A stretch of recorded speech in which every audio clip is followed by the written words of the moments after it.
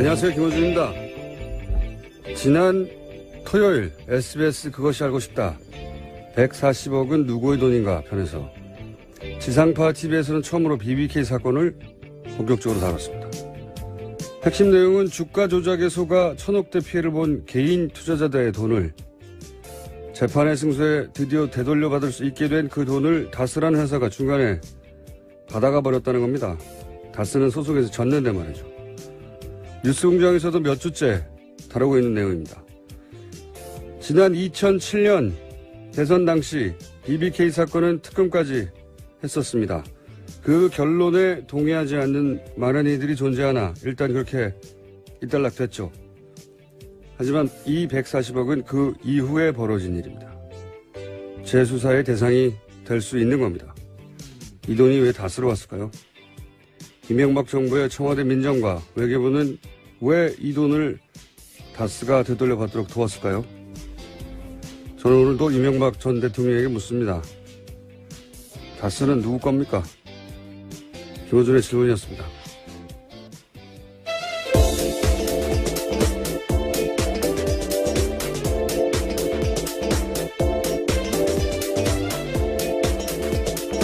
자, 오늘 추석 교통 특집 방송으로 진행되고 있습니다. 네, 시사인 김은지입니다. 안녕하세요. 네. 교통 특집 방송인데 제가 아침에 오다 보니까 길이 차가 없어요. 네, 이제 연휴가 시작됐죠. 긴 연휴입니다. 이렇게 교통 특집 방송이면 저희가 하긴 고속도로는 상황이 다를 수 있겠습니다. 시내는 텅텅 비었습니다. 그래서 교통 추석 특집 방송이라 프로그램 협찬 멘트가 있습니다. 예, 그걸 김은지 기자가 해주시기로 좀 전에 연습하시던데, 자, 해주십시오. 네, 김어준의 뉴스공장 명절 특근, 대한민국이 아끼는 물 제주 삼다수, 올해에도 가족을 위해 국가건강검진 꼭 받으세요. 국민건강보험공단, 서민의 원스톱 금융파트너 1397 서민금융통합지원센터, 도착은 빠르게 가는 길은 편하게 U+1 원내비, 고향 가는 길 안전운전이 최고의 보험입니다. 더케이 손해보험 에듀카, 귀성길 피곤할 땐 든든한 비락식혜로 재충전 비락식혜, 국민과 함께하는 든든한 행복에너지 한국전력에서 함께해주고 계십니다. 야, 어렵구나 이거. 예, 하나도 버벅거리지 않고, 예, 한 번에 단번에 협찬, 뭐라고 합니까? 광고라고 합니까? 협찬 멘트. 수고하셨습니다. 네. 자, 그럼 들어가 주세요. 할 일 다 한 것 같은데요. 자, 첫 뉴스는 저희는 열흘간의 휴가지만, 예, 휴가라기보다 뭐라 그러죠? 공휴일. 네, 예, 연휴가 시작되죠. 연휴가 시작되지만 세계는 여전히 돌아가고 있습니다. 자, 첫 번째 뉴스는 뭡니까? 네, 중국을 방문한 렉스 틸러슨 미국 국무장관이 미국은 북한과의 대화 채널을 열어두고 대화 가능성을 타진하고 있다고 밝혔습니다. 틸러슨 장관은 9월 30일 베이징에서 시진핑 중국 국가주석 등과 만난 이후에 기자들과 한 말인데요. 그는 북한과 소통 라인을 가지고 있다. 블랙아웃 같은 암담한 상황은 아니다라면서 북한과 두세 개 정도의 채널을 열어두고 있다라고 설명했습니다. 뭐 이 상황은 계속해서 반복되고 있는데 그렇게 되면 또 트럼프 대통령이 또 세게 말하고. 네, 이미 트위터에 그렇게 썼습니다. 예, 그러면 또 진정시키고. 이거를 틸러슨 장관 혹은 뭐 트럼프 대통령과 참모들 간의 어떤 불화나 소통 부재나 이렇게 보는 시각이 여전히 존재하는데 저는 뭐 짜고 치는 고스톱이라고 봅니다. 이제는. 한두 번이 아니라 몇 달째거든요. 짜고 치는 고스톱이라고 보고. 근데 이렇게 거칠게 구석을 짜고 치는 건 처음 보네요. 그리고 이제 이렇게 틸러슨 국무장관이, 우리로 치면 외무부 장관이죠. 예. 국무장관이, 북한, 그러니까 중국을 만나고 북한과 대화하겠다 이런 내용을 얘기하니까 우리 보수 야당에서는 이제, 코리아 패싱. 예, 계속 그 주장을 하고 있습니다. 문재인 패싱이라고 하는데 저로서는 참 이 주장은 이게 표준어인가요? 얼척이 없다는 게? 어떤 의미인지는 알겠습니다. 왜냐하면은 그 대북 제재와 대화를 병행하겠다라고 얘기했을 때 보수 야당에서는 지금이 대화할 때가 아니라고 했었어요. 그 맥락에서 지금 할 말은 미국을 공격하거나 그래야 되는 것이고, 지금 패싱한다는 얘기는 왜 우리는 대화 안 하냐는, 여기에 깔려있는 거 아닙니까, 전제가. 게다가 모든 대화 채널을 다 없앤 게 본인들이에요. 예? 모든 대화 채널을 다 없애버렸어요. 그래서 지금 휴전선에서 확성기로 이 대화가 있지 않습니까, 북한이랑? 예. 본인들이 다 없애버린 겁니다. 지난 9년 동안. 그게 비판이 말이 안 되는 거죠. 대화 채널이 있는데도 대화를 못하고 있거나 아니면 본인들이 계속 진작에 대화했었어야지 라고 말할 상황이었거나 하면 이 말이 나올 수 있죠. 어쨌든 보수 야당에서는 그렇습니다. 그리고 미국에서는 대화의 메시지와 그리고 트럼프 대통령의 강성 메시지가 동시에 계속 나온 지가 벌써 한 2달 이상 된 것 같고요. 그러는 와중에 또 북한은 러시아를 만났죠. 네, 틸러슨의 북한과의 대화 채널을 언급한 날요. 북한의 최선희 외무성 북미국장이 러시아 외무부와의 회담이 만족스럽다라고 밝혔습니다. 조선중앙통신도 이번 회담에서 한반도 정세 등에 대한 심도 있는 의견 교환을 했다라고 밝혔는데요. 북한은 아직까지 틸러슨의 발언에 대해서 시인도 부인도 하지 않고 있는 상태입니다. 바쁘게 이제 채널에 돌아가고 있는 중인 것 같아요. 북한은 러시아를 만나고 미국은 중국을 만나고. 네, 또 트럼프 대통령이 11월 달에요. 한중일 연쇄 방문을 앞두고 있어서 국면 전환 시도가 있을 거다라는 전망이 나오고 있습니다. 그때 뭔가 말을 하겠죠. 이때 올 때 한중일을 연쇄 방문하는 거니까 오기 전에 뭘 만들어 놓고 오겠죠. 예. 결론을 지으러 오는 것이지 대화를 처음 시작하러 오는 게 아닐 테니까. 여하간 바쁘게 돌아갑니다. 현재 전쟁은 안 납니다. 그리고 자, 제가 오늘 차 타고 오면서 야 길에 그거 아무도 없는데 뉴스 공장 이 시간이 하면 누가 듣나 라는 생각을 하면서 오늘 좀 널널하게 해야 되겠다 생각하면서 왔어요. 네, 팟캐스트로 다시 듣는 분도 워낙 많으시니까요. 네, 그렇긴 한데 네. 지금 라이브로 듣는 분은 몇 분이나 될까요? 예. 자, 저희가 서울 방송인데 서울 경기 기본적으로는 아침에는 아무도 없었어요. 시내에는 텅텅 비었습니다. 다음 뉴스는 뭡니까? 네, 국방부 댓글 사건 재조사 TF가 내부 통신망 서버를 복원했다라고 밝혔습니다. 그 결과 사이버사의 심의전단이 청와대로 보낸 문건을 무더기로 발견한 건데요. 460건이 넘습니다. 그 내용을 보면 심의전단의 댓글 작전 결과뿐만이 아니라 유명인들의 SNS 동향까지 포함되어 있었는데요.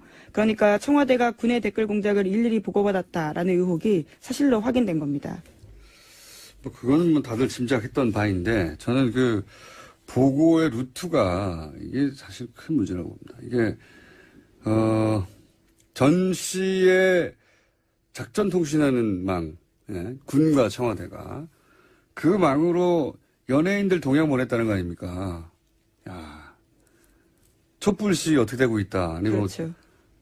선거 관련 정보들.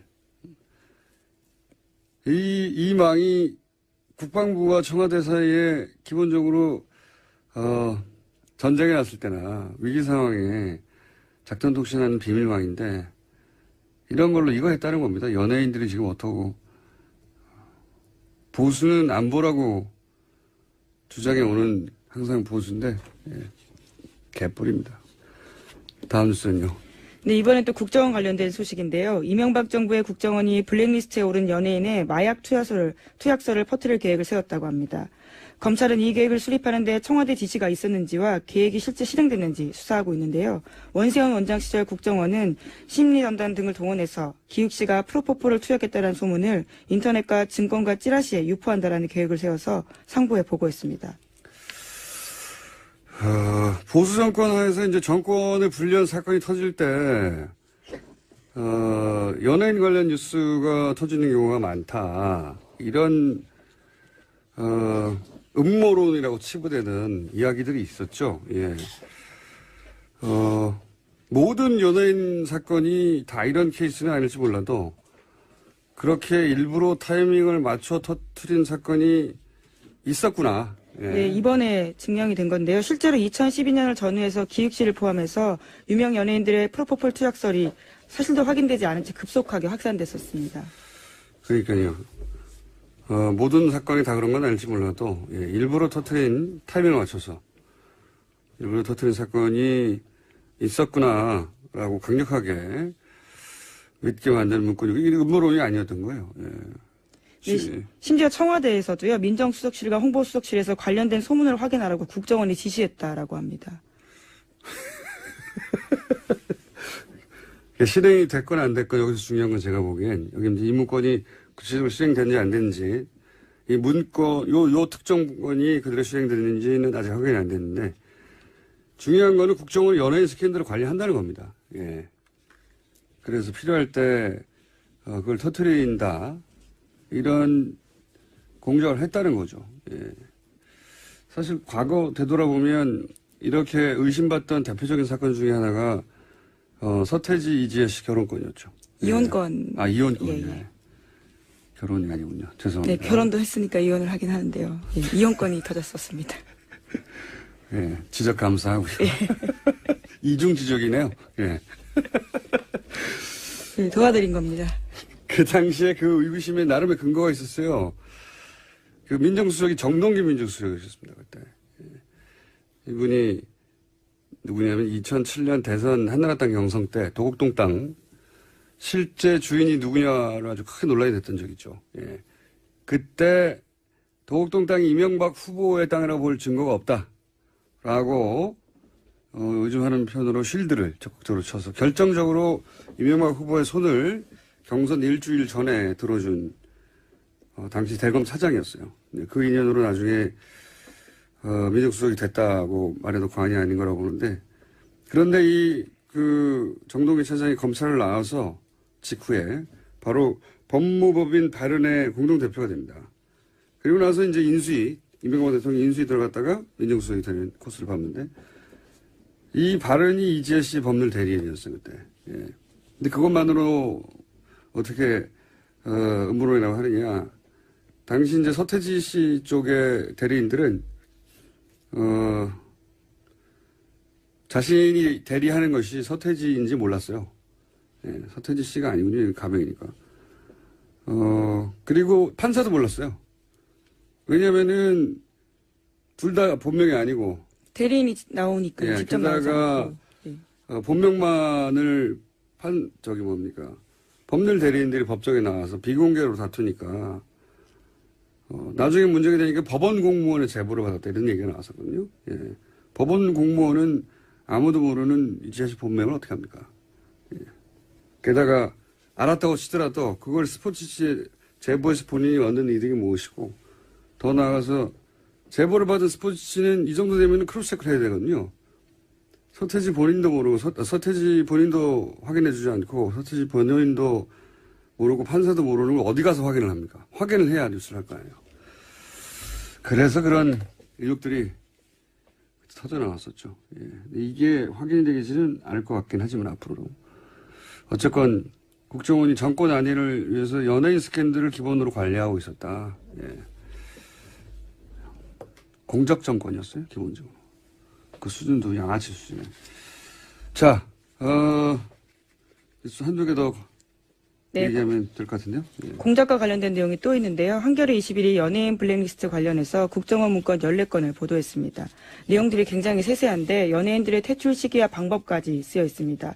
여기에는 윤도현, 김규리뿐만 아니라요. 신해철, 김어준 공장장 이름까지 쓰여 있습니다. 이 건은 저희가 직접 취재한 기자를 약 1분 이내에 만나기로 돼 있기 때문에 예. 다음 뉴스는요? 네, 박근혜 전 대통령 재판이 지난주 금요일에도 있었습니다. 여기서 나온 증언이 굉장히 눈길을 끄는데요. 박원호 전 승마협회 전무의 폭로가 있었습니다. 박상진 전 삼성전자 사장이 정유라 씨 승마 지원과 관련해서 VIP란 말을 언급하면서 박근혜 전 대통령이 시킨 일이다라고 했다는 겁니다. 뿐만 아니라 박 전 전무는 세상에 알려지면 탄핵감이기 때문에 입 조심하라는 말도 들었다라고 밝혔습니다. 박근혜 대통령이 말 사주라고 했는데 그게 알려지면 탄핵감이다. 그리고 당신 입 열면 죽는다.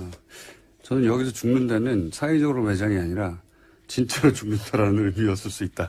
이런 생각이 드는데 이 박원호 씨는 핵심이죠. 사실은. 예. 네, 정유라 씨 승마 코치였기도 예. 했고요. 어릴 때부터 관계를 맺어왔고 독일에서 승마 지원을 받게 되는 과정 전체를 다 네, 삼성과의 커넥션 중심에 있습니다. 가장 잘하는 사람인데 1심에서는 1심이 아니라 이전까지는 안 나오다가 예. 아마도 이제 이재용 부회장 판결이 나니까 예, 나와도 된다고 생각하신 건지 또 뭐 몸이 안 좋다고 하니 그게 나아진 건지 이유는 모르겠으나 드디어 처음으로 직접 발언이 나온 겁니다. 네, 적극적으로 진술하고 있는 겁니다. 물론 이제 이건 일방의 주장이긴 한데 이 박원호 전무의 말이 맞다면 삼성은 다 알고 있었던 거죠. 자기들의 행위가 어떤 의미인지. 예. 그 심각성이나 예. 범죄성을 정확하게 다 알고 있어요. 탄핵될 거라고 얘기했었으니까요. 예. 그리고 죽을 수도 있다. 예. 무슨 말입니다. 자, 오늘 여기까지. 네. 끝낼까요, 먼저? 네, 그러시죠. 왜냐면은 지금 김한 기자가 앞에 앉아서 눈을 껌뻑껌뻑거리고 있거든요. 얘기했던 한겨레 21회 특종이죠? 네. 네. 자, MBC 라디오가 윤도현 씨하고 저하고 어떻게 퇴출시키는가. 이게 다 이제 소위 김재철 사장이 다 한 줄 알았어요. 네. 그렇죠? 아니더라고요. MBC가 자체적으로 판단해서 한 건 줄 알았으나 MBC가 하라고 국정원이 시켰다. 라고 볼 만한 문건이 나왔습니다. 내용을 좀 소개해 주십시오. 네, 한겨레 21이 국정원 문건 14건을 확인을 했는데요. 목소리는 왜 그래요? 지금 계속 앉아있었더니 잠겼나 봅니다. 예, 잠깐만요. 죄송합니다. 네. 예. 괜찮아요. 오늘은 널널하고요. 네, 차도 없더라고요. 말씀하신 대로. 없고. 우리끼리 방송한다고 생각하시면 되고요. 예. 2011년 7월에 작성한 MBC 좌편향 출연자 조기 퇴출 확행 보고서라는 걸 저희가 입수를 했는데요. 여기 중요한 표현입니다. 확행이. 그러니까 이게 기수를 아마 확행이라고 썼던 것 같아요. 실행은 이제 미수를 말하는 것 같고, 확행은 이제 확실히 행해졌다 뭐 이런 의미인 거잖아요. 확행은 확실히 행했다 이런 거 아닙니까? 네, 그렇죠. 그러니까 네. 이제 잘 안 쓰는 말인데 일반적으로 네. 어쨌든 이 확행 보고서를 보면 4월에 김미화, 7월에 김여진을 하차시키고 후속 조치로 윤도현, 김규리를 8월경에 교체한다. 그리고 10월 가을 개편에 신해철, 김어준도 하차시켜서 순차적으로 물갈이 방침 이렇게 적혀 있습니다. 그래도 제가 제일 늦게 하차되네요. 아, 이 방송을 5월 달에 시작하셨더라고요. 제가 보니까. 근데 이미 7월에 해고가 확정이 되셨던 거예요. 제가 이 방송 시작하면서 그랬어요. 저희 이 담당 네. PD한테. 이 방송은 향후 6개월 이내에 네. 퇴출되게 있는 방송이다. 이건 물타기로 나를 넣은 거지. 네. 나는 6개월 이상 갈 수가 없다. 그래서 근데 그 PD는 당시에 무슨 열심히 잘하면 인기 있으면 된다라고 해서 실제 저희가 이 다운로드도 1위도 하고 막 그랬어요. 네. 예. PD가 먼저 다른 데로 날아가고 그 다음에 이제 그런데 나보다 먼저 네. PD가 한 명이었거든요. 예, 30분짜리였기 때문에 PD가 한 명인데 PD가 갑자기 없어졌어요. 저보다 먼저 PD가 잘려서 PD 본인은 모른 채 어느 날 딴 데로 발령이 나와버렸어요. 그렇더라고요. 5월 21일인가 방송을 시작하셨는데 7월 달에 이미 국정원에서 10월에 해고시키기로 네. 결정을 하고. 그리고 나서 PD가 잘리고요. PD 한 명인데 PD가 잘려서 저밖에 안 남았어요. 이때 사실 이때 화제는 윤도현 씨가 두세 네. 데이트가 굉장히 인기가 있을 때였는데 네. 윤도현 씨가 석연치 않게 이제 그만둬왔고 그 당시에 뭐 윤도현 씨 프로에 제가 고정으로 또 하고 있었거든요. 그래가지고 윤도현 씨한테 제가 그랬어요. 제가 이 방송에 고정으로 나오는 한 당신의 퇴출을 빨라질 것이다. 어쨌든 했는데 이 보고서대로 윤도현 씨는 9월경에 그리고 그 공장장은 10월에 하차 퇴출이 됐죠. 이때 말들이 많았죠. 네, 그렇죠. 예. 근데 이제 퇴출시키는 모양새가 아닌 척 하려고 다른 시간대로 가라. 라는 제스처를 취했고요. 물론 실제 그런 마음은 없었을 거라고 봅니다. 왜냐하면 퇴출 이렇게 되면 또 공격을 받을 수 있으니까. 근데 이제 당연히 다른 시간대는 안 맞으니까 프로그램 성격도 안 맞고. 그래서 주병진 씨가 그때 잠깐 왔죠. 아, 맞아요. 주병진 씨가 복귀하는 걸로 그 퇴출 여론을 좀 덮었던 예. 고식인데요. 그것까지도 저는 다 계획되어 있었을 거라고 봅니다. 예. 근데 주병진 씨의 갑작스러운 복귀도 그때 좀 화제가 됐었었죠. 네. 주병진 씨의 잘못은 아니죠. 네, 아니죠. 예. 예. 국정원이 이제 낙점한 거라고 봅니다. 저는 그런 식으로. 이게 방송국 차원에서 진행된 게 아니라 방송국을 장악해 가는 과정 전체를 국정원이 로드맵을 짜고. 그렇죠. 예. 네. 그리고 구체적으로 누구는 언제 누구는 언제를 다 정해놓고 있었다는 거죠. 예. 그것 외에도 굉장히 좀 그야말로 방송국을 경영했다고 해도 과언이 아닐 정도로 그리고 연예인들에 대한 여론조원 실제 전체를 총괄했다고 과언이 아닐 정도의 내용들이 있는데요. 연예인별로 방법을 달리해서 공격하는 얘기들이 아주 디테일하게 적혀 있습니다. 예를 들면요? 예를 들어서 방송인 김구라 씨와 김장훈 씨는 이제 VIP에 대해 언어 테러를 가했다, 뭐 국가 원수 명예를 침취시켰다 이렇게 네. 지적이 되어 있는데 이들의 내가 경우에는 맨날 하던 짓인데. 네. 안티 세력을 활용한 위축 이렇게 적혀 있습니다. 대응 안티 세력은 이건 네. 이제 그 김규리 씨를 향해서 예를 들어서 SNS나 게시판이나 트윗이나 끊임없이 공격했거든요. 그렇죠. 예. 이거 받으면 대부분 위축됩니다. 저 빼고. 저 이게 즐겁던데 이 바보들 그래서 실제로 이 국정원 보고서가 나온 이후에 김구라 씨 같은 경우에는 과거 막말 동영상 이 커뮤니티 사이트들에 집중 배포가 됐고 김장훈 씨는 이제 거짓 기부 논란에 좀 휩싸이면서 굉장히 주목을 받았는데 이때가 뭐 다 아시겠지만 이제는 국정원 심리전단과 군사이버사령부가 굉장히 활발하게 활동을 하는 시기랑 이제 겹쳐져 있고요. 그렇게 이런 걸 하려면 평상시에 연예인의 정보를 사실상 사찰하고 있어야 가능하거든요. 그렇죠. 예. 기본적으로 연예인 관련해서는 정보를 계속 축적하고 쌓고 사찰하고 있었다는 거고요. 그게 이제 개인들 어떻게 다 따라하니까 그 많은 연예인들을. 그러면 통신 사찰이 기본적인 것이고 거기에 뭐 여러 가지 지금 사용하는 그 통신 수단들 있지 않습니까? 카톡 비롯해서 저는 그런 것들 평상시에 쌓아놓고 있었다. 예. 그리고 커뮤니티 게시판이라는 것이 갑자기 내가 오늘부터 활동해야지 이러면 활동을 잘할 수 있는 구조가 아니라서 사실 그 전부터 어떤 오더를 받으면 쫙 수행을 할 수 있게 커뮤니티마다 담당자가 있다. 활동을 해왔어야 되는 상황인 거죠. 이거 하나로 여러 가지를 알 수 있는 거죠. 커뮤니티마다 담당자가 있고 연예인 정보는 사찰하고 있었고 그리고 필요하면 적절한 시점에 그중에서 그 연예인에게 타격을 줄 만한 정보들을 뿌리고 컨트롤 해온 거죠, 이거. 그다음에 뭐 그런 대목도 있는데요. 김미화와 손석희가 여전히 건재하다 이러면서 불신 여론을 조성해야 되는데 이 부분을 보수 매체를 통해 분위기를 조성하라 이런 대목이 한 차례가 아니라 여러 차례 이제 등장을 하는데 이 얘기는 보수 매체도 활용을 해서 작업을 했었다 이런 걸 이제 보여주는. 이 보수 매체에다가 갑자기 국정원이 전화해서 기사 한번 실어주시오. 이거 다 안 된단 말이죠. 그렇죠. 예. 또 오랜 공조가 있어야 가능하죠. 관리되고 있었다는 거고요. 부역 언론도 있다는 것이고 구체적으로는 부역 기자도 있다는 얘기입니다. 갑자기 이걸 어떻게 했습니까? 그렇게 생각해 보면 연예 매체들 중에 남들은 도저히 접근할 수 없는 특종을 하는 매체들이 있어요. 우리가 아는 D 매체 뭐 이런 데 말씀하신 거예요. 네. 굉장히 의심스러운 부분이 이런 대목에는 같이 떠오르게 돼 있습니다. 이렇게 되면 특별한 왜냐하면 이제 사람 추적이나 해외 사람 뭐랄까요 미행 추적 뒷공무니 잡기 이거는 해보지 않은 사람은 그게 얼마나 어려운지 모르거든요. 제가 여기 많이 해봤기 때문에 이거는 불가능한 일인데 이 정도 하려면은 그렇죠. 엄청난 작업이죠. 진짜 한두 명이 아니라 수십 명이 동시에 붙어야 되거든요. 그 사람이 어떻게 움직일지 모르기 때문에 특히 해외에서는 정말 어려워요. 근데 그런 특종을 많이 한 경우도 있었죠. 국정원이 한 일을 보면 뭐 굉장한데요. 코미디언 박미선 씨, 가수 이하늘 씨에 대해서는 광고주에게 모델 교체를 압박해야 된다. 광고주. 예, 이렇게 지시하기도 하고. 그 다음에 저는 이게 좀 재밌었는데, 연예인을 온건좌파랑 강성좌파로 구분을 합니다. 그래서 지금 이 시기에 82명이 블랙리스트에 올랐다라고 하는데 13명은 비교적 좌파 성향이 덜한 온건좌파로 분류를 하고 뭐 문성군, 권혜요, 명계남, 신해철, 윤도현, 김미아 등은 69명은 강성좌파다. 근데 이들을 어떻게 하냐면 온건좌파는 포섭을 합니다. 그래서 포섭을 해서 간첩으로 생각했구나 완전히. 네, 공익 광고 정도는 할 수 있게 해줘라. 뭐 이런 얘기니까 우리 말을 들으면 하고 이게 또 재밌는데 간접 제재로 분량을 축소해라 이런 얘기를 합니다. 근데 이거는 사실 국정원이 출연을 금지시키는 거는 윗선을 통해서 할 수 있겠지만 분량을 축소한다 이것은 출연을 하게 해주되 나오는 분량을 줄여라 이런 것까지 이제 국정원이 컨트롤을 했다는 건데 이해가 안 가더라고요.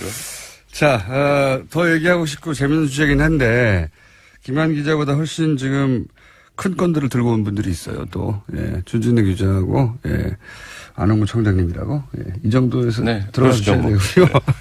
저희가 공휴일 끝나고 나서 다시 한번 모시도록 하겠습니다. 네, 알겠습니다. 특종하느라고 수고하셨고요. 자,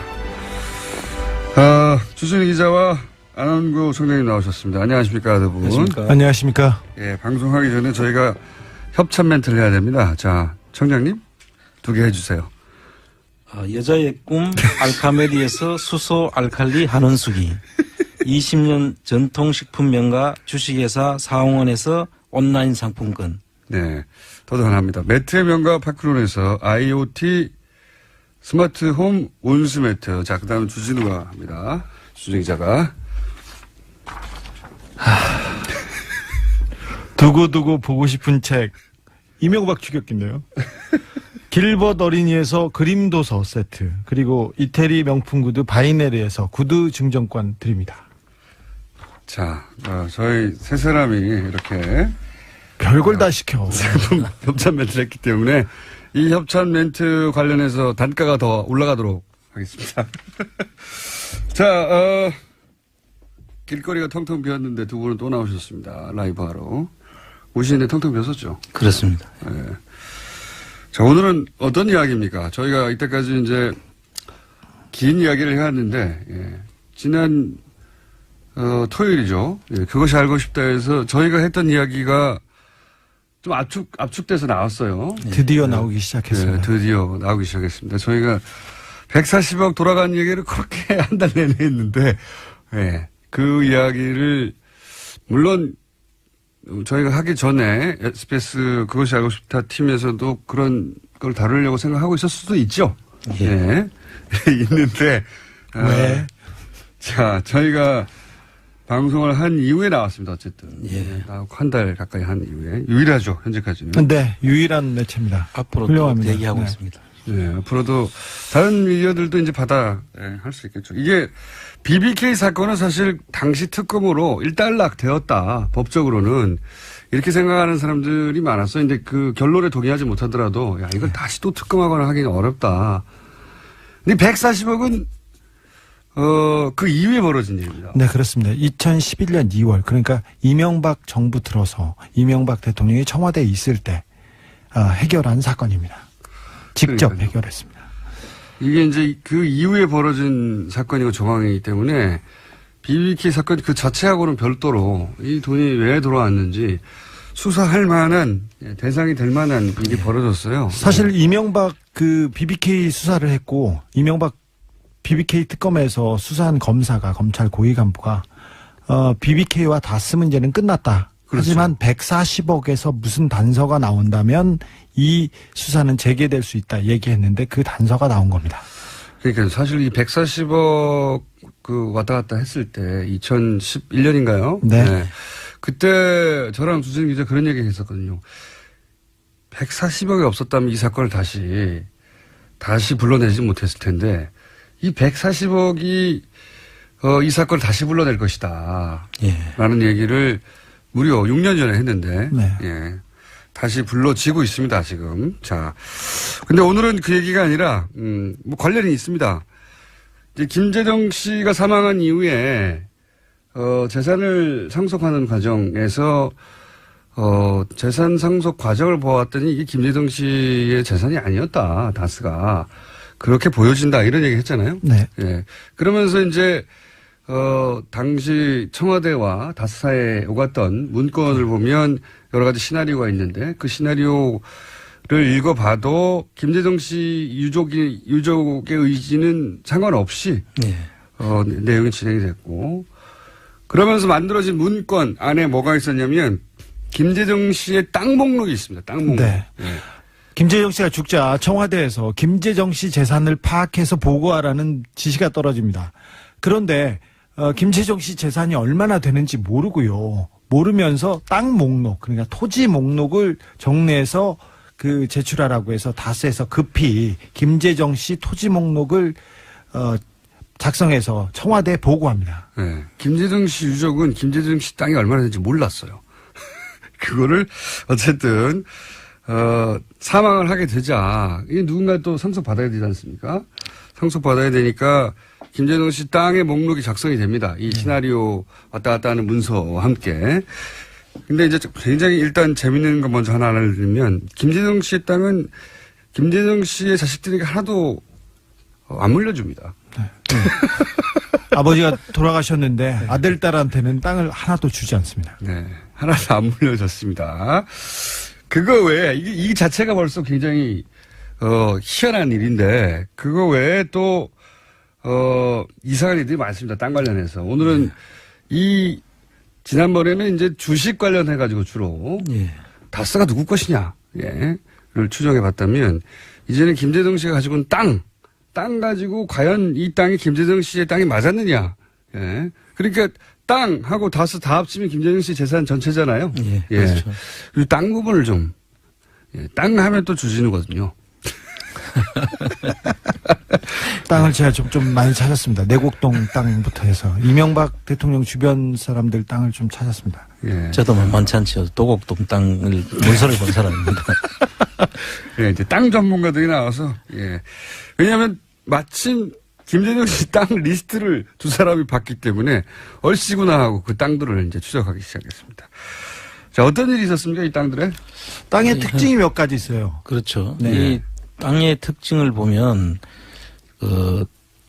지금 아까 말씀하신 자녀분들한테는 안 갔고요. 네. 저 부인 명의로 해놨습니다. 네. 일단은. 근데 그 부인 명의로 한 것은 있을 수 있는데 네. 그 뒤에 어김없이 근저당권을 설정하거나 예. 또는 그 지상권을 설정을 해놓습니다. 그 의미를 설명해 주십시오. 그것도 땅을 가지고 큰 땅을 가지고 아주 소액을 빌립니다. 아주 네. 소액을 30년, 40년 이렇게 묶어놓습니다. 그래서 그 땅 금액을 보면은 지금 소액이 어떤 건 한 150만 원, 네. 어떤 거는 최근에는 이제 한 4천만 원 정도 빌리면서 150만 원짜리라고 하면 땅의 크기는 얼마나 되는데 150만 원을 빌려서? 땅 크기가 한 35만 35만 평 정도. 35만 평인데 충북 옥천에 있는 제가 대신 갚아주고 싶네요. 충북 옥천에 있는 김재정 씨 땅을 네. 담보로 예. 이명박 대통령이 150만 원가량 대출받습니다. 근저당권이 190만 원 설정돼 있습니다. 예. 그런데 이명박 씨 명의로 이제 근저당권이 채무자가 돼 있는데 이명박 씨가 채무자로 돼 있는데 하도 이상해가지고 네. 폐쇄 등기 등본을 떼봤어요. 그러니까 원래부터 그 땅이 이명박 씨 명의로 돼 있더라고요. 그러니까 이명박 씨 명의로 돼 있던 땅을 김재정 씨한테 넘겼고 그 넘긴 땅이 이제 건영미 씨로 이제 가 있는데 그때 설정해 놓은 근저당 150만 원이 지금까지 그대로 있는 것이죠. 이게 무슨 말인지 땅과 관련해 가지고 부동산에 대해서 잘 모르시는 분들은 쉽게 이해가 갈 텐데 한마디로 말하면 이 땅을 아무도 못 파는 겁니다. 네. 근저당을 설정해 가지고. 근데 실제 이런 거 있지 않습니까? 뭐 이제 뭘 사고 싶은데 뭘 사야 되는데 돈이 없어서 땅을 담보로 해서 빌리면 당연히 이제 뭐 1억짜리 땅인데 예를 들어서 뭐 5천만 원을 빌렸어요. 예. 그렇게까지 빌려주진 않지만 한 3천만 원을 빌렸어요. 그럼 3천만 원어치는 은행이 주인이죠, 은행이. 그렇습니다. 네. 그래서 그게 이제 근저당이 설정이 되고 그러면 그 땅을 마음대로 팔지 못합니다. 은행에 그 빚을 갚기 전에는. 이런 거죠. 이런 건데, 수십만 평의 땅에다가 150만 원만 근저당을 설정하는 건데 그런데 그 땅이 애초에 자기 거였어요. 예. 이명박 전 대통령은 자기 거였는데 그거를 천함에게 파는 겁니다. 그렇습니다. 파는 과정에 자기가 빚을 져요, 은행에. 이해 가세요, 이게? 무슨 말인지? 이명박 전 대통령이 그 땅을 담보로 해서 은행에 150만 원을 빌리는 거예요. 그래서 사실은 그 150만 원을 갚을 각오를 하고 예. 소유권을 사갈 사람이 있겠죠. 그러나 그 부분이 또 걱정이 돼 가지고 예. 그 뒤에 근저당권을 설정하는 것 외에 예. 그 지상권을 설정을 합니다. 지상권이라 하면 그 토지를 토지 위에다가 건물을 짓거나 그걸 사용할 수 있는 권리를 이야기하는데 그 지상권을 설정을 해서 궁극적으로 지상권을 30년을 설정을 하죠. 예. 그래서 아무도 그 지상권이 설정되어 있는 땅을 살 수는 없죠. 예. 돈 150만 원 갚을 수 있겠지만 예. 지상권 그 위에 건물을 못 짓는데요. 그렇습니다. 예. 그래서 그 땅을 소유는 김재정 씨지만 김재정 씨가 팔 수가 없는 거예요, 이 땅을. 아무것도 할 수 없습니다. 네. 네. 그렇게 만들어 놨던 네. 땅이다. 이명박 씨 차명으로 그 의심되는 김재정 씨 땅들이 전국에 분포하고 있는데 거의 대부분 잡종지라고 하죠. 쓸 수 없는 불모지예요. 불모지 땅인데 이명박 대통령 재임 기간에 갑자기 용도 변경이 된다던가 갑자기 임야가 개발 제한 구역이 풀린다던가 그런 땅이 많이 있습니다. 경북 군위에 있는 땅은 이거는 국민일보에서 보도했습니다. 처음으로 저희 기사를 가지고 추격 보도한 매체이기도 하는데 경북 군위에 아예 그 쓸모없는 땅이라고 해서 몇백 원짜리 땅이 있었는데 갑자기 이명박 정부 들어서 2008년부터죠. 국책사업인 가온누리 테마파크라고 그런 테마파크가 들어와요. 그래서 그 불모지에 갑자기 1,000억짜리 공사가 시작되면서 갑자기 상업시설로 변경이 됩니다. 그럼 땅값이 크게 올랐겠죠. 예. 네. 그 위에도 또 뭐 대전 유성구 같은 경우는 관광특구로 개발이 된다든지 강원도 고성 땅은 뭐 세계 짐볼이 대회가 개최된다든지 해서 그게 이제 다 이명박 전 대통령의 처남인 김재정 씨 땅이었다는 거죠. 그렇습니다. 예. 뭐 참 앞으로도 무궁무진한 내용이 나올 것 같은데요. 뉴타운 사업이 있었지 않습니까? 뉴타운 사업. 이명박 대통령이 시장 시절에 있었던 네. 뉴타운 사업에서도 은평 뉴타운을 비롯한 뉴타운에서 대거 이명박 대통령의 친인척 땅이 그 수용이 돼서 개발이 됩니다. 예. 자, 이게 이제 이 패턴이 이해가 가시는지 모르겠는데 원래 이명박 전 대통령 명의로 돼 있던 땅을 자기 처남에게 넘기면서 소유권 이전되면 그 소유권자가 마음대로 땅을 처분할 수가 있지 않습니까? 그렇습니다. 둘 사이에 뭐 예를 들어서 개인적으로 사적으로는 야 이거 내 땅인데 네 이름을 해놔 할 수는 있지만 그 나중에 마음이 변해가지고 법적으로 내 거니까 막 팔아버릴 수가 있으니까 그렇게 하지 못하도록 근저당을 아주 적은 액수를 설정하고 그다음에 그 위에 그 땅 위에 건물을 지을 수 있는 권한도 설정을 해버려가지고 그 땅을 소유권은 다른 사람 김재정 씨가 있지만 그 땅을 처분을 해서 그 처분을 해서 자기가 이익을 취할 수 없도록 그렇게 묶어둔다는 거죠. 그렇죠. 전체 땅을 다 이런 김재정 씨 땅은 다 그렇게 되어 있다는 겁니다. 지금 소액의 근저당으로 보통 얼마나 묶어놓습니까? 한 20-30년 묶어놓습니까? 30년 묶어. 30년을 묶어놨죠. 30년. 그 예. 통상 그 지상권 설정하더라도 뭐 한 5년 정도 예. 이렇게 해서 하는 경우는 있을 수 있습니다. 근데 30년이란 장기간을 이렇게 묶어놓을 수는 없고 거기에다 게다가 지료도 없이 지도를 원래 하려면 지상권을 사용할 수 하려면 그러면 돈을 지급을 해야 되는데 그러니까 누군가가 그 돈을 내야 되는 건데. 그렇죠. 예. 그냥 묶어만 둔 거예요, 그냥. 예. 그것도 은행이 그 뭐 위에다가 지상권을 설정할 일이 뭐가 있겠습니까? 은행이 자기가 직접 개발할 것도 아니고요. 거기서 건물 지을 것도 아닌데. 여하간 그런 식의 땅들이 다 김재정 씨 땅은 그렇게 처리가 돼 있었고 자식들은 김재정 사망 이후에도 하나도 물려준 땅이 없고요.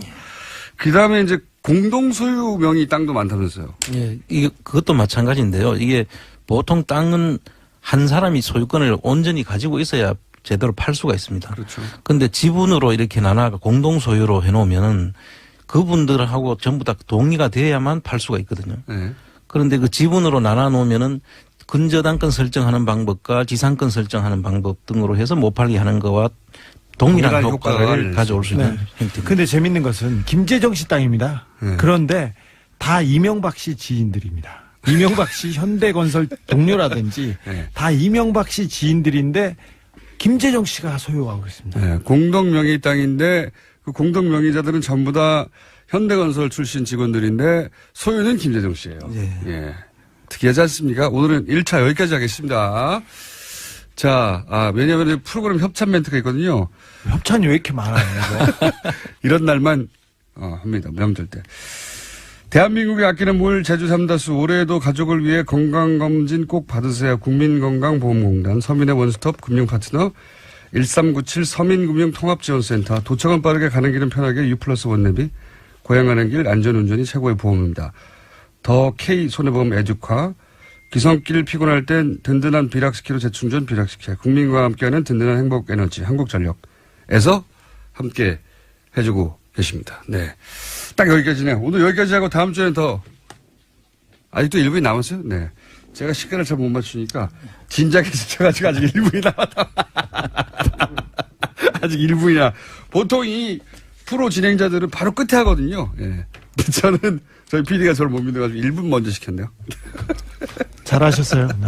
두 번 믿을만 해요. 네. 자, 그러면은, 그리고 그렇게 30년 정도 묶어놓고, 그래서 아무도 처분하지 못하게 해놓은 다음에 본인이 시장 때도 없었습니까? 이런 일이? 시장 때 있었죠. 아, 시장이 되고, 네. 대통령이 되고, 그러려고 시장 대통령이 되나요, 혹시? 뭐 그러려고 됐다고 저는 보고 있는데요.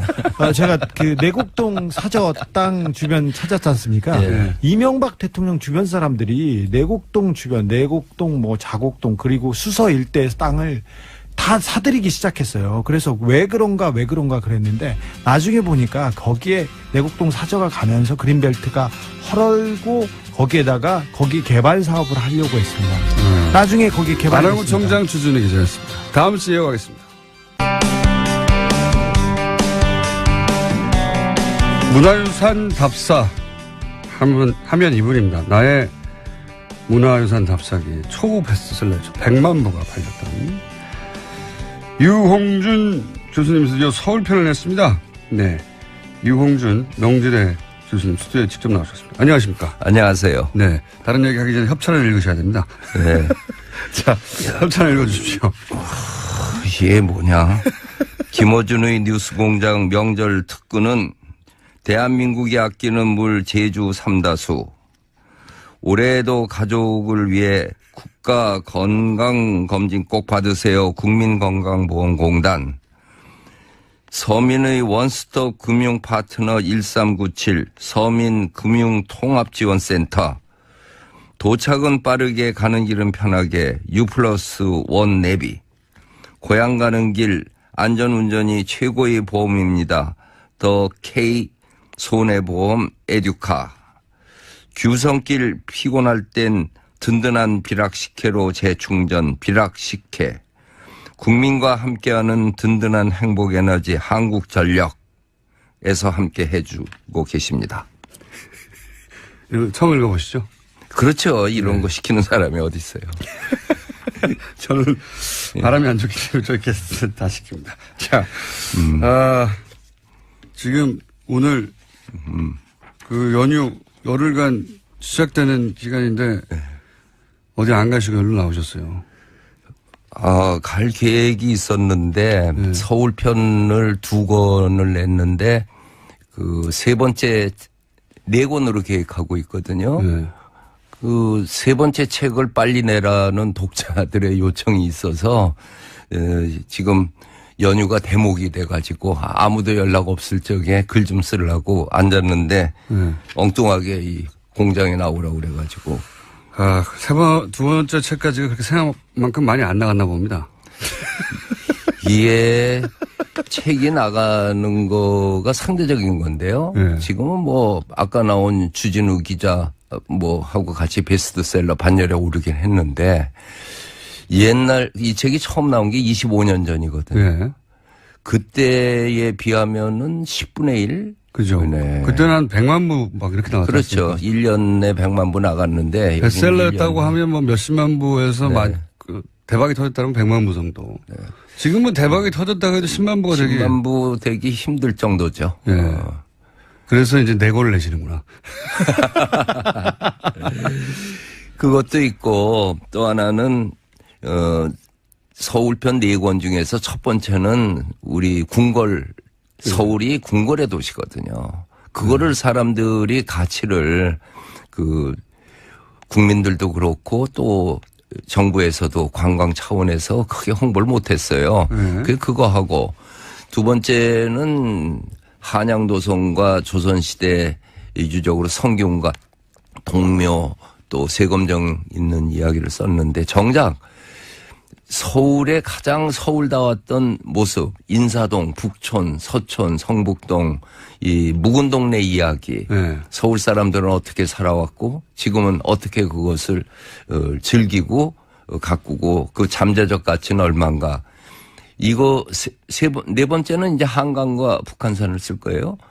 근데 제일 궁금한 거는 요 3번째 거였다고 그걸 빨리 써달라고 그래서 아무튼 써봐야죠. 내 서울 사람이니까. 이 문화유산 답사기가 지금까지 시리즈로 나와서 총 얼마나 나왔습니까?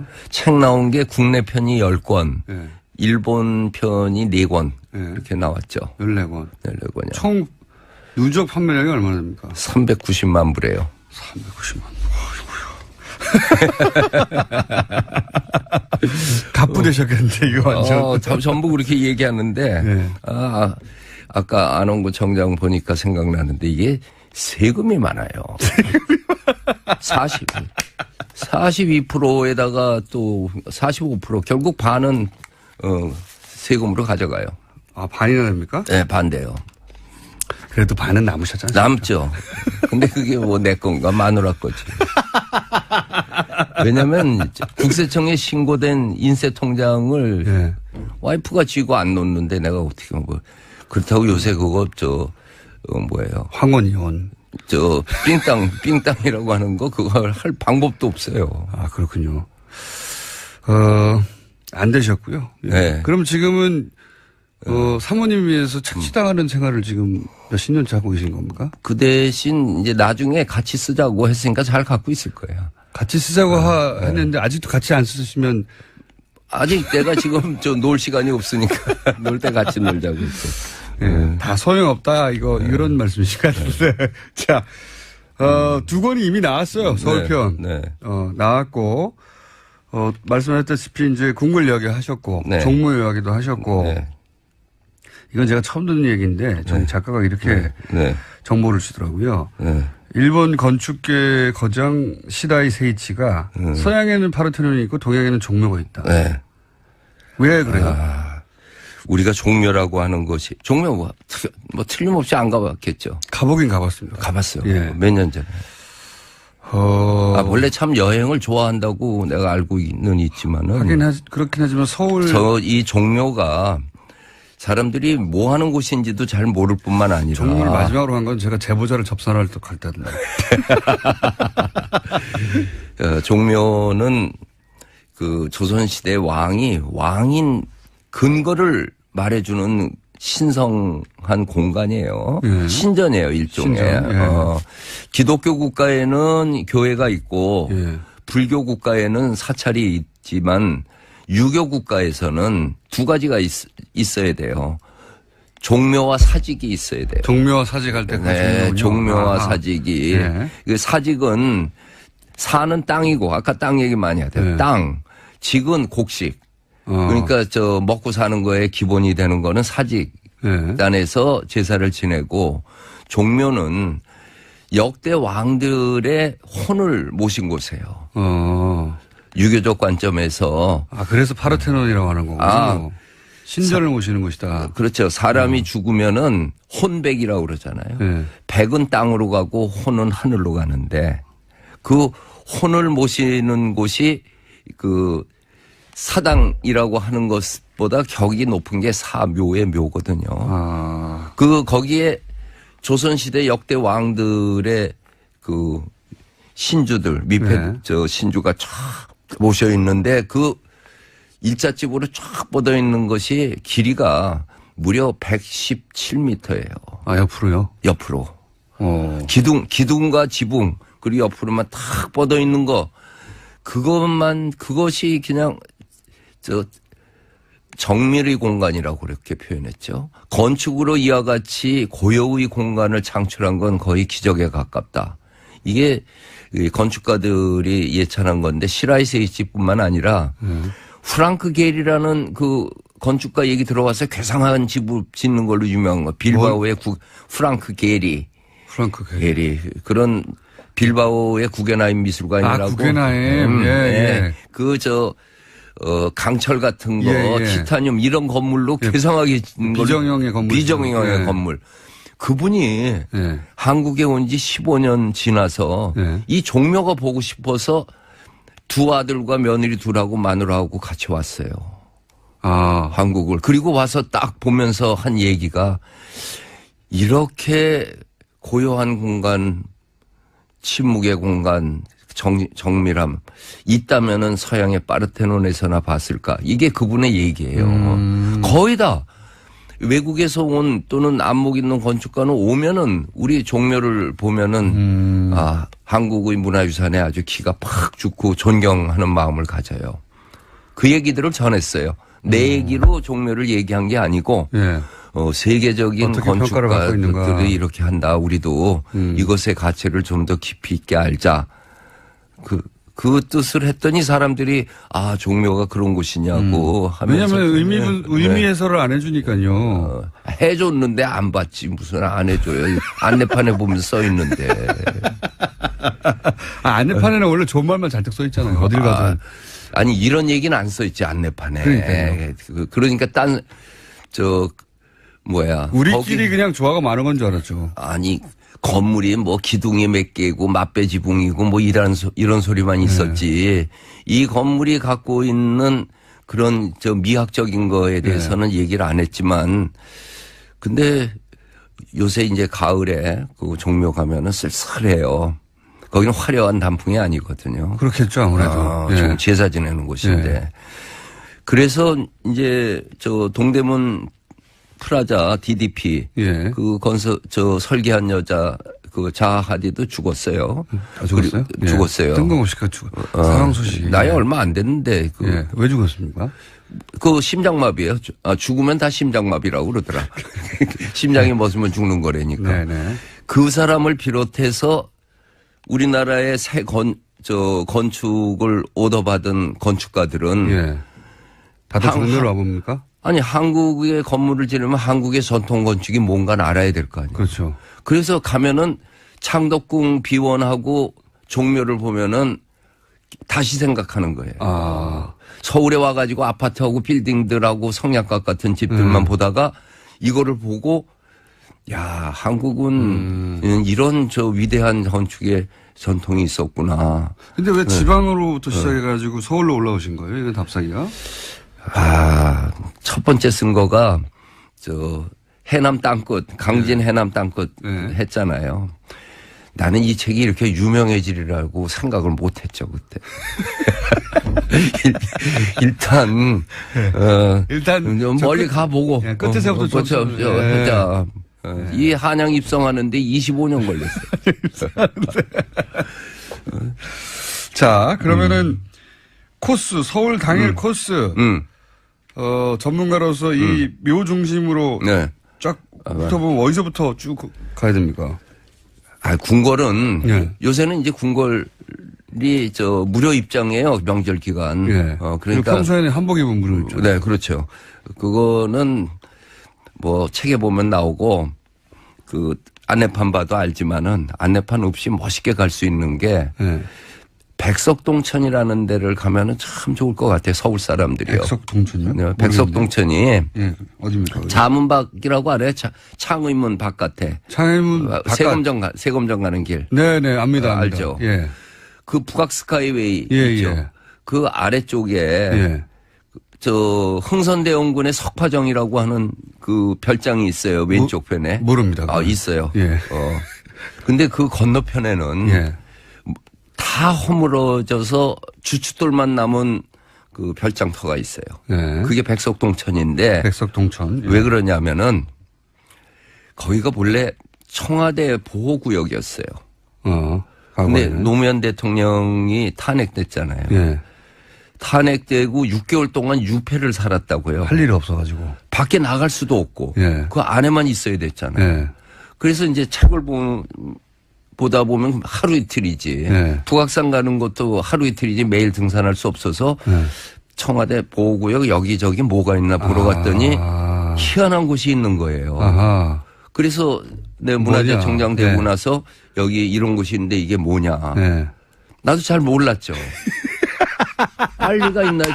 청와대에서 그냥 갖고 폐허가 되어 있는 건데요. 그러니까요. 그 조사를 했더니 네. 거기에 조선시대 때 유명한 뭐 허도사라고 하는 집안에서 갖고 있던 정자를 허도사요? 허씨 성을 가진 도사. 이 허경영 씨가 혹시 이쪽하고 관련이 어쨌든 허도사. 예. 그분이 담배를 좋아해 갖고 연객이라고 하는 예. 그 담배 연자에다 손님 객자. 예. 그러다가 주인이 계속 바뀌어서 추사 김정희 어허. 이 집안의 소유가 됐다가 그 다음에 누구 소유로 해놓고 1930년대 동아일보 신문 이런 데에서 그 서울의 명소 8군데 뭐 이런 사진에 그 정자가 있었어요. 그때까지만 하더라도. 해도. 그리고 나서 6.25 동란 때 뭐 무너지고 나서 청와대 구역으로 그냥 울타리를 쳐놓고 학자도 모르고 누구도 몰랐던 것인데. 잊혀져 버렸군요. 네. 그래서 이게 노 대통령께 이런 곳입니다 그랬더니 그렇게 중요한 곳이냐고. 그러면 가져가라고. 그래갖고 경호구역을 스카이웨이, 북악 스카이웨이 위쪽으로 가져가 버리고 그걸 국민에게 개방시켜줬어요. 그렇군요. 그래가지고 이게 천연보호구역이 돼서 도롱뇽이 나와요, 거기에. 도롱뇽이 나와요. 지금도 거기 오는 사람들에게 네. 도롱뇽이 있으니 우리 놀라지 말라고. 네, 아니, 조용히 잘 다니자고. 도롱뇽한테 네. 놀라지 않도록. 거기 서울에 네. 창의문이라고 하는 그 세검정 가는 길에 그렇게 아름다운 그 등산 코스에 아름다운 그 폐허가 된 정자가 있는데 우리 공장장님도 정서적으로 예. 나하고 비슷한 게 있어서 화려한 절집보다 절도 스님도 없는 폐사지가 더 가슴에 오는 바가 있죠. 가슴에. 저리는 게 있지. 그렇잖아요. 근데 폐허 이게 좋아하긴 합니다, 저도. 폐허지. 예, 폐허 좋아하긴 합니다. 이태리 가서도 네. 폐허의 그 기둥들 나뒹구는 거가 더 멋있듯이 맞습니다. 여기 가면은 그냥 집이 있었던 주춧돌 쭉 있고 그리고 연못에 돌기둥 네. 4개 박혀 있는 것만 있는데 그거 참 서울 사람 큰 복이죠. 저도 말씀하신 게 생각나는 게 로마의 콜로세움이 있는데 네. 로마의 콜로세움 말고 터키 에피소스라고 있지 않습니까? 네네. 다 무너진 거. 네, 다 무너진데. 네, 거기가 더 멋있어요. 멋있죠. 저도. 네. 무너진 거 좋아합니다. 그 로마 답사에서도 맨 마지막에는 히드리아누스 그 정원이라고 해서 완전히 다 무너져서 기둥만 있는 곳을 내가 로마 답사기를 쓰면 마지막에는 그 폐허의 미학에 대해서 쓰고 싶은 마음이 이제 돈 있어요. 쓰시죠, 사모님하고. 돈을 먼저 그럴 거예요. 쓰신다고. 네. 자, 이게 2편까지고 네. 사실은 사람들이 제일 관심이 많은 건 3편이라면서요. 네, 네. 성북동하고 인사동, 인사동하고 또 가회동, 가회동. 북촌, 통인동의 서촌. 제가 성북동에 살아가지고 관심이 그래? 많거든요, 동네가. 지금도? 지금 살고 있는데 성북동, 그러니까 인사동, 성북동, 과회동 이 동네가 뭐가 많아요, 구석구석에. 그렇죠. 근데 뭔지 모르겠어요. 네. 구석구석에 뭐가 많거든요. 네. 그거에 대해 그거에 사람들 대해서 얘기하자면은 네. 대도시의 경우에는 상징적인 거리가 있어요. 네. 그러니까 뉴욕에 간 사람은 소호라고 네. 하는 데를 가야 되고 네. 파리 파리 가면 샹젤리제를 가봐야지 네. 갔다 온 거고 뭐 북경 가면 왕부청 거리를 간다든지 전부 다 뭐 특색 있는 거리 하나씩 갖고 있는 게 도시의 품격인데 네. 우리 경우에는 인사동이라고 하는 참 좁은 골목이에요. 불가사의한 곳이 있는 거예요. 네. 인사동 좋죠? 네. 인사동에 뭐 볼 거 있냐고 그러면 찍을 수가 없어요. 네. 인사동 어딜 가면 좋으냐고 그러면 어느 집이 좋다고 얘기할 수가 없어요. 그게 인사동이 좋은 이유는 문예라고 그러죠. 그 예술의 향기가 있고 삶의 채취가 있는 거예요. 네. 사람들이 와서 서로 자기 쳐다보는 거예요. 사람이 좋은 거죠. 근데 인사동이 그렇게 연륜이 쌓여온 거에는 일제강점기 근대화 되면서 첫째는 고서점들이 들어왔죠. 네. 헌책방들이요. 네. 헌책방과 고서점은 달라요. 다른 헌책방은 거죠. 예. 옛날에 교과서 예. 2학년 책 팔아서 3학년 흔책 사고 그러던 예. 시절에 그 책방 예. 거기 그런 거는 청계천에 있었고 여기는 월인 청강지곡, 예, 오래된 훈민정음 이게 책들. 다 예. 이런 된 책들이 나오는 고서점들이 예. 있었고 그다음엔 이 표구점 동양화 예. 그리고 화방들 예. 그리고 나중에는 화랑이 생기고 고미술상이 생기고 그다음에는 그렇게 비싸지 않은 한정식 집들이 포진했단 말이에요. 네. 예전에 치면 선비들이 즐겼을 법한 한 곳이죠. 문기가 네. 있다고 그러죠. 예. 그런 거를. 그 문기 있는 것만 있는 것이 아니라 수도분하고 텁텁한 게 있단 말이에요. 네. 아주 깔끔한 고려청자 같은 것도 있는가 하면은 뚝배기 같거나 김치떡 같은 그런 정서를 담은 것도 있고요. 인사동은 그나마 많이 알려졌는데요. 네. 네. 나머지 뭐 가회동 또는 성북동 잘 모릅니다. 가회동은 집구경이에요. 큰 집들, 네. 저 백인제 가옥이라든지 휘겸제라든지 한옥들, 네. 그 한옥들의 집 언덕 위로 지붕들이 쫙 있는 그 한옥 골목길이 좋은 거고, 성북동은 예. 사실 저 인문답사입니다. 인문정신. 거기는 최순호 선생, 박태원 선생, 근원 김용준, 화가 수아 김한기, 만해 한용운, 생가들. 네, 네. 간송미술관, 간송미술관, 가구박물관, 성락원, 우리 문화사 속에 기라성 같은 분들의 자취가 왜 그 동네에 많이 살아셨을까요? 옛날엔 거기가 후진대거든요. 아. 그 도성 바뀌잖아요. 한가한 곳이잖아요. 그게 있어서 간 게 아니라 없어서 간 사람들이. 아니 근데 그러면 네. 그 동네가 나중에 지금은 회장님 동네가 됐잖아요. 그 나중에 네 그렇죠. 그거 어쩌다가 회장님 동네가 됐죠 나중에는? 아니 한남동은 안 그런가요? 달동네 같은 곳이 지금 회장님 동네가 됐죠. 한강 바라보는 데가. 그게 청와대가 가까워가지고. 아니 그거가 아니고 네. 이 일제시대에 그렇게 됐나요? 아니 그 현대사회로 들어오면서 네. 그 회장님들 부자들은 예. 오래된 부자들이 살지 않습니까? 그렇죠. 신흥 부자가 아니라. 오래된 부자라고 해도 저 자유당 때부터 부자죠. 자유당 때 시절. 일제 강점기의 부자가 아니죠.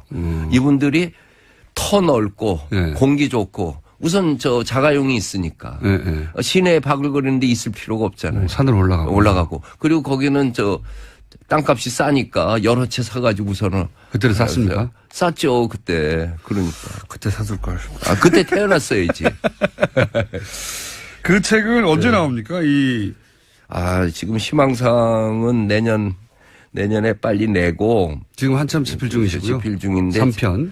지금 저 고민해 있는 것이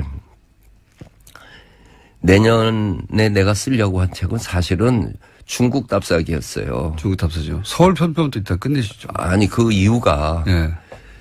상해 항주를 쓰는 소흥을 쓰려고 한 게 예. 상해 임시정부 100주년이잖아요.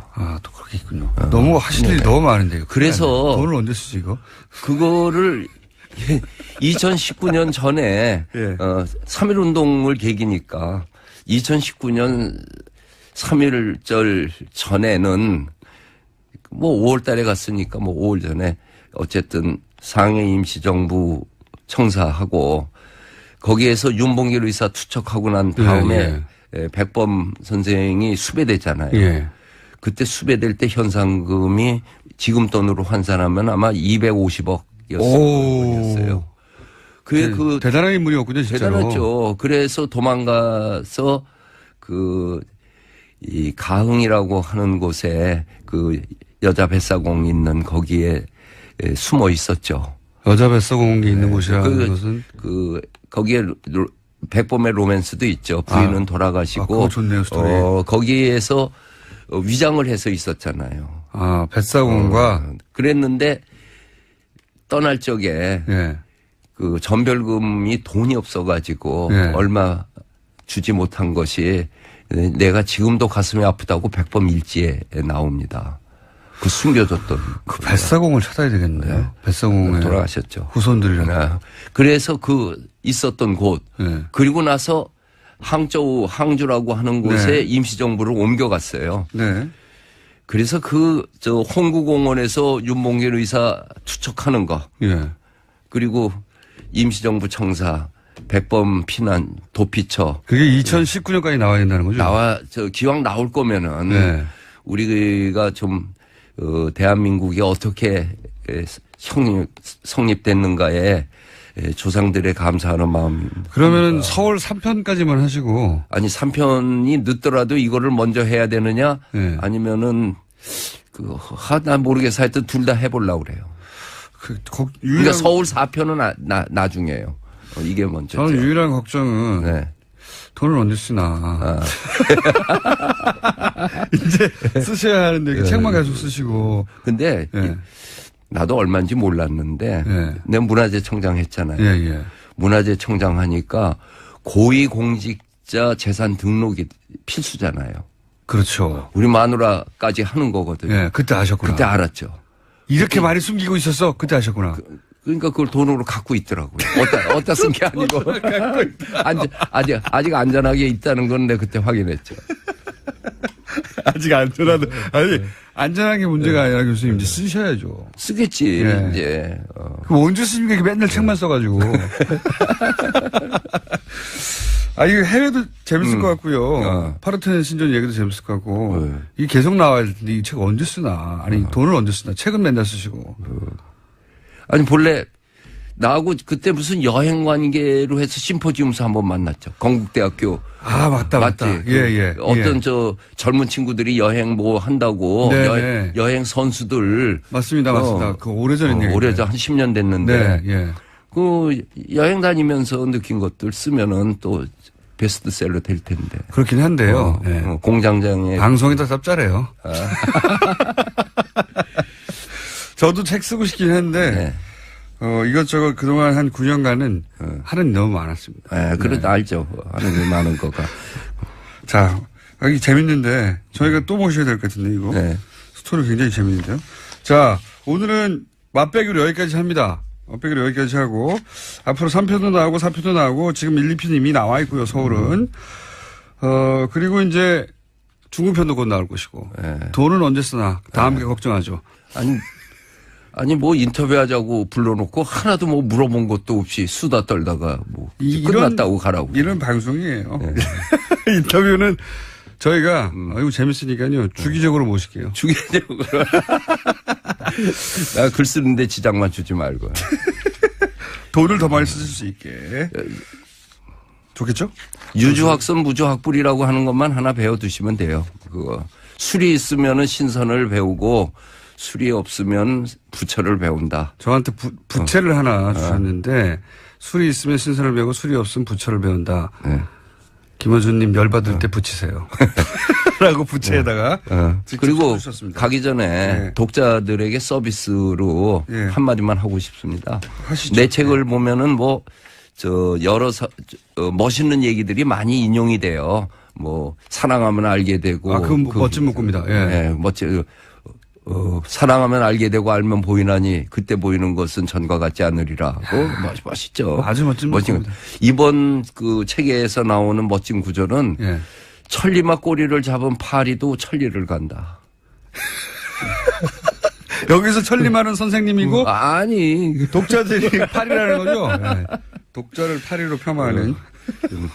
그게 공자 제자 얘기인데 성균관에서 선생님 이제 가셔야 돼요. 다음 코너거든요. 네, 그래요? 나 할 얘기 많은데 아직도. 아니면 여기 써 있는 거 하나도 안 물어보고 딴 얘기만 하다가 이제 가라고 그러네. 여기 있는 얘기들은 다 책 보면 나오는 얘기 아니에요? 그래요? 네. 책을 사서 보시면 되고요. 그 책을 이런 분이 쓰셨다는 거, 얼마나 재밌겠냐는 거, 그것만 알려주면 됩니다. 자, 지금까지 서울문화유산 답사기 서울편을 내신 2편까지 되셨습니다. 이홍준 교수님이었습니다. 감사합니다. 감사합니다. 한 달 가까이 한 이후에 유일하죠, 현재까지는. 네, 유일한 매체입니다. 앞으로도 훌륭합니다. 대기하고 네. 있습니다. 네, 앞으로도 다른 미디어들도 이제 할 수 있겠죠. 이게 BBK 사건은 사실 당시 특검으로 일단락 되었다. 법적으로는 이렇게 생각하는 사람들이 많았어요. 근데 그 결론에 동의하지 못하더라도 이걸 다시 또 특검하거나 하기는 어렵다. 근데 140억은 그 이후에 벌어진 일입니다. 네, 그렇습니다. 2011년 2월, 그러니까 이명박 정부 들어서 이명박 대통령이 청와대에 있을 때 해결한 사건입니다. 직접 그러니까요. 해결했습니다.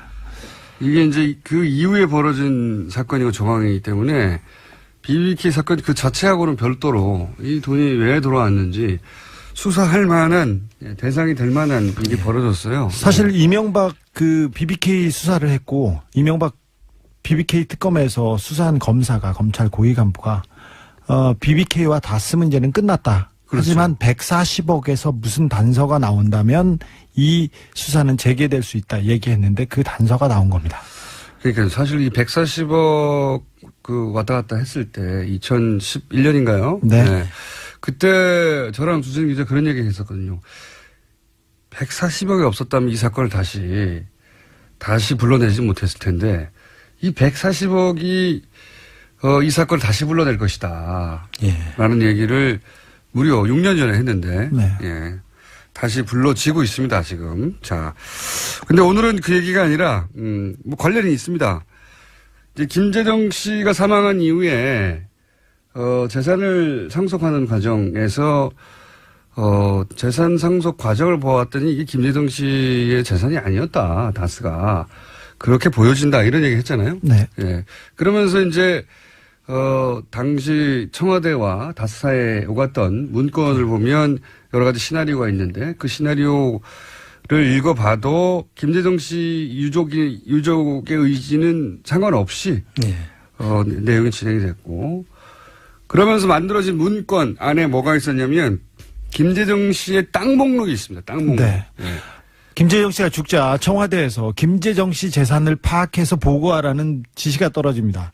그런데 김재정 씨 재산이 얼마나 되는지 모르고요. 모르면서 땅 목록, 그러니까 토지 목록을 정리해서 그 제출하라고 해서 다스에서 급히 김재정 씨 토지 목록을 작성해서 청와대에 보고합니다. 네. 김재정 씨 유족은 김재정 씨 땅이 얼마나 되는지 몰랐어요. 그거를 어쨌든 사망을 하게 되자 이 누군가 또 상속받아야 되지 않습니까? 상속받아야 되니까 김재정 씨 땅의 목록이 작성이 됩니다. 이 시나리오 왔다 갔다 하는 문서와 함께. 근데 이제 굉장히 일단 재밌는 거 먼저 하나 알려드리면 김재정 씨의 땅은 김재정 씨의 자식들에게 하나도 안 물려줍니다. 아버지가 돌아가셨는데 아들, 딸한테는 땅을 하나도 주지 않습니다. 네. 하나도 안 물려졌습니다. 그거 외에, 이 자체가 벌써 굉장히, 희한한 일인데, 그거 외에 또, 이상한 일들이 많습니다. 땅 관련해서. 오늘은 지난번에는 이제 주식 관련해가지고 주로, 예. 다스가 누구 것이냐, 를 추정해 봤다면, 이제는 김재정 씨가 가지고 있는 땅 가지고 과연 이 땅이 김재정 씨의 땅이 맞았느냐, 예. 그러니까 땅하고 다스 다 합치면 김재정 씨 재산 전체잖아요. 예. 그렇죠. 그리고 땅 부분을 좀, 땅 하면 또 주진우거든요. 땅을 제가 좀 많이 찾았습니다. 내곡동 땅부터 해서 이명박 대통령 주변 사람들 땅을 좀 찾았습니다. 예. 저도 만만치 않죠. 도곡동 땅을 문서를 본 사람입니다. 예, 이제 땅 전문가들이 나와서, 예. 왜냐하면 마침 김재정 씨 땅 리스트를 두 사람이 봤기 때문에 얼씨구나 하고 그 땅들을 이제 추적하기 시작했습니다. 자, 어떤 일이 있었습니까, 이 땅들에? 땅의 특징이 몇 가지 있어요. 그렇죠. 네. 이 땅의 특징을 보면 지금 아까 말씀하신 자녀분들한테는 안 갔고요. 네. 저 부인 명의로 해놨습니다. 네. 일단은. 근데 그 부인 명의로 한 것은 있을 수 있는데 네. 그 뒤에 어김없이 근저당권을 설정하거나 네. 또는 그 지상권을 설정을 해놓습니다. 그 의미를 설명해 주십시오. 그것도 땅을 가지고 큰 땅을 가지고 아주 소액을 빌립니다. 아주 네. 소액을 30년, 40년 이렇게 묶어놓습니다. 그래서 그 땅 금액을 보면은 지금 소액이 어떤 건 한 150만 원, 네. 어떤 거는 최근에는 이제 한 4천만 원 정도 빌리면서 150만 원짜리라고 하면 땅의 크기는 얼마나 되는데 150만 원을 빌렸어요? 땅 크기가 한 35만 35만 평 정도. 35만 평인데 충북 옥천에 있는 제가 대신 갚아주고 싶네요. 충북 옥천에 있는 김재정 씨 땅을 네. 담보로 네. 이명박 대통령이 150만 원가량 대출받습니다. 근저당권이 190만 원 설정돼 있습니다. 네. 그런데 그 이명박 씨 명의로 이제 근저당권이 채무자가 돼 있는데 이명박 씨가 채무자로 돼 있는데 하도 이상해가지고 그 네. 폐쇄 등기 등본을 떼봤어요. 그러니까 원래부터 그 땅이 이명박 씨 명의로 돼 있더라고요.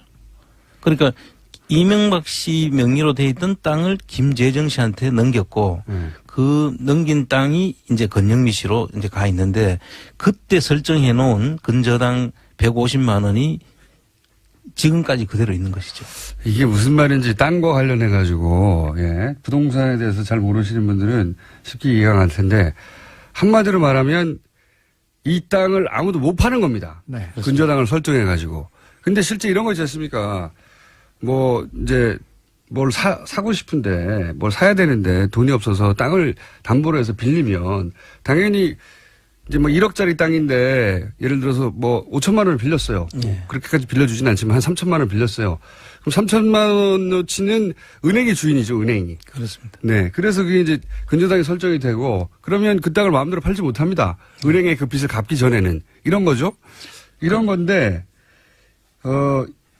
수십만 평의 땅에다가 150만 원만 근저당을 설정하는 건데 온라인 스캔들을 기본으로 관리하고 있었다. 예. 공작 정권이었어요, 기본적으로. 그 수준도 양아치 수준에. 자, 한두 개 더 네. 얘기하면 될 것 같은데요. 예. 공작과 관련된 내용이 또 있는데요. 한겨레 21이 연예인 블랙리스트 관련해서 국정원 문건 14건을 보도했습니다. 내용들이 굉장히 세세한데 연예인들의 퇴출 시기와 방법까지 쓰여 있습니다. 여기에는 윤도현, 김규리뿐만 아니라요. 신해철, 김어준 공장장 이름까지 쓰여 있습니다. 이 요건은 저희가 직접 취재한 기자를 약 1분 이내에 만나기로 되어 있기 때문에 예. 다음 뉴스는요? 네, 박근혜 전 대통령 재판이 지난주 금요일에도 있었습니다. 여기서 나온 증언이 굉장히 눈길을 끄는데요. 박원호 전 승마협회 전무의 폭로가 있었습니다. 박상진 전 삼성전자 사장이 정유라 씨 승마 지원과 관련해서 VIP란 말을 언급하면서 박근혜 전 대통령이 시킨 일이다라고 했다는 겁니다. 뿐만 아니라 박 전 전무는 세상에 알려지면 탄핵감이기 때문에 입 조심하라는 말도 들었다라고 밝혔습니다. 박근혜 대통령이 말 사주라고 했는데 그게 알려지면 탄핵감이다. 그리고 당신 입 열면 죽는다. 저는 여기서 죽는다는 사회적으로 매장이 아니라 진짜로 죽는다라는 의미였을 수 있다. 이런 생각이 드는데 이 박원호 씨는 핵심이죠, 사실은. 예. 네, 정유라 씨 승마 코치였기도 예. 했고요. 어릴 때부터 관계를 맺어왔고, 독일에서 승마 지원을 받게 되는 과정 전체를 다 네, 삼성과의 커넥션 중심에 있습니다. 가장 잘하는 사람인데 1심에서는 1심이 아니라 이전까지는 안 나오다가 예. 아마도 이제 이재용 부회장 판결이 나니까 예, 나와도 된다고 생각하신 건지 또 뭐 몸이 안 좋다고 하니 그게 나아진 건지 이유는 모르겠으나 드디어 처음으로 직접 발언이 나온 겁니다. 네, 적극적으로 진술하고 있는 겁니다. 물론 이제 이건 일방의 주장이긴 한데 이 박원호 전무의 말이 맞다면 삼성은 다 알고 있었던 거죠. 자기들의 행위가 어떤 의미인지. 예. 그 심각성이나 예. 범죄성을 정확하게 다 알고 있어요. 탄핵될 거라고 얘기했었으니까요. 예. 그리고 죽을 수도 있다. 예. 무슨 말입니다. 자, 오늘 여기까지. 네. 끝낼까요, 먼저? 네, 그러시죠. 왜냐면은 지금 김한 기자가 앞에 앉아서 눈을 껌뻑껌뻑거리고 있거든요. 얘기했던 한겨레 21회 특종이죠? 네. 네. 자, MBC 라디오가 윤도현 씨하고 저하고 어떻게 퇴출시키는가. 이게 다 이제 소위 김재철 사장이 다 한 줄 알았어요. 네. 그렇죠? 아니더라고요. MBC가 자체적으로 판단해서 한 건 줄 알았으나 MBC가 하라고 국정원이 시켰다. 라고 볼 만한 문건이 나왔습니다. 내용을 좀 소개해 주십시오. 네, 한겨레 21이 국정원 문건 14건을 확인을 했는데요. 이 목소리는 중에 왜 그래요? 지금 계속 앉아있었더니 잠겼나 봅니다. 예, 잠깐만요. 죄송합니다. 네. 예. 그 괜찮아요. 오늘은 널널하고요. 네, 차도 없더라고요. 말씀드린 우리끼리 방송한다고 생각하시면 되고요. 예. 2011년 7월에 작성한 MBC 좌편향 출연자 조기 퇴출 확행 보고서라는 걸 저희가 입수를 했는데요. 여기 중요한 표현입니다. 확행이. 그러니까 이게 기수를 아마 확행이라고 썼던 것 같아요. 실행은 이제 미수를 말하는 것 같고 확행은 이제 확실히 행해졌다 뭐 이런 의미인 거잖아요. 확행은 확실히 행했다 이런 거 아닙니까? 네, 그렇죠. 그러니까 네. 이제 잘 안 쓰는 말인데 일반적으로 네. 어쨌든 이 확행 보고서를 보면 4월에 김미화, 7월에 김여진을 하차시키고 후속 조치로 윤도현, 김규리를 8월경에 교체한다. 그리고 10월 가을 개편에 신해철, 김호준도 하차시켜서 순차적으로 물갈이 방침 이렇게 적혀 있습니다. 그래도 제가 제일 늦게 하차되네요. 아, 이 방송을 5월 달에 시작하셨더라고요. 제가 보니까. 근데 이미 7월에 해고가 확정이 되셨던 거예요. 제가 이 방송 시작하면서 그랬어요. 저희 이 담당 네. PD한테 이 방송은 향후 6개월 이내에 네. 퇴출되게 있는 방송이다. 이건 물타기로 나를 넣은 거지. 네. 나는 6개월 이상 갈 수가 없다. 그래서 근데 그 PD는 당시에 무슨 소리냐 열심히 잘하면 인기 있으면 된다라고 해서 실제 저희가 이 다운로드도 1위도 하고 막 그랬어요. 네. 예. PD가 먼저 다른 데로 날아가고 그 다음에 이제 그런데 나보다 먼저 네. PD가 한 명이었거든요. 예, 30분짜리였기 때문에 PD가 한 명인데 PD가 갑자기 없어졌어요. 저보다 먼저 PD가 잘려서 PD 본인은 모른 채 어느 날 딴 데로 발령이 나와버렸어요. 그렇더라고요. 5월 21일인가 방송을 시작하셨는데 7월 달에 이미 국정원에서 10월에 해고시키기로 예. 결정을 하고. 그리고 나서 네. PD가 잘리고요. PD 한 명인데 PD가 잘려서 저밖에 안 남았어요. 이때 사실 이때 화제는 윤도현 씨가 두시에 데이트가 굉장히 인기가 있을 때였는데 네. 윤도현 씨가 석연치 않게 이제 그만둬왔고 그 당시에 뭐 윤도현 씨 프로에 제가 고정으로 또 하고 있었거든요. 그래가지고 윤도현 씨한테 제가 그랬어요. 제가 이 방송에 고정으로 나오는 한 당신의 퇴출을 빨라질 것이다. 어쨌든 했는데 이 보고서대로 윤도현 씨는 9월경에 그리고 그 공장장은 10월에 하차 퇴출이 됐죠. 이때 말들이 많았죠. 네, 그렇죠. 예. 근데 이제 퇴출시키는 모양새가 아닌 척 하려고 다른 시간대로 가라. 라는 제스처를 취했고요. 물론 실제 그런 마음은 없었을 거라고 봅니다. 왜냐하면 퇴출 이렇게 되면 또 공격을 받을 수 있으니까. 근데 이제 당연히 다른 시간대는 안 맞으니까 프로그램 성격도 안 맞고. 그래서 주병진 씨가 그때 잠깐 왔죠. 아, 맞아요. 주병진 씨가 복귀하는 걸로 그 퇴출 여론을 좀 덮었던 예. 그 시기인데요. 그것까지도 저는 다 계획되어 있었을 거라고 봅니다. 예. 근데 주병진 씨의 갑작스러운 복귀도 그때 좀 화제가 됐었었죠. 주병진 씨의 잘못은 아니죠. 네, 아니죠. 예. 예. 국정원이 이제 낙점한 거라고 봅니다. 저는 그런 식으로.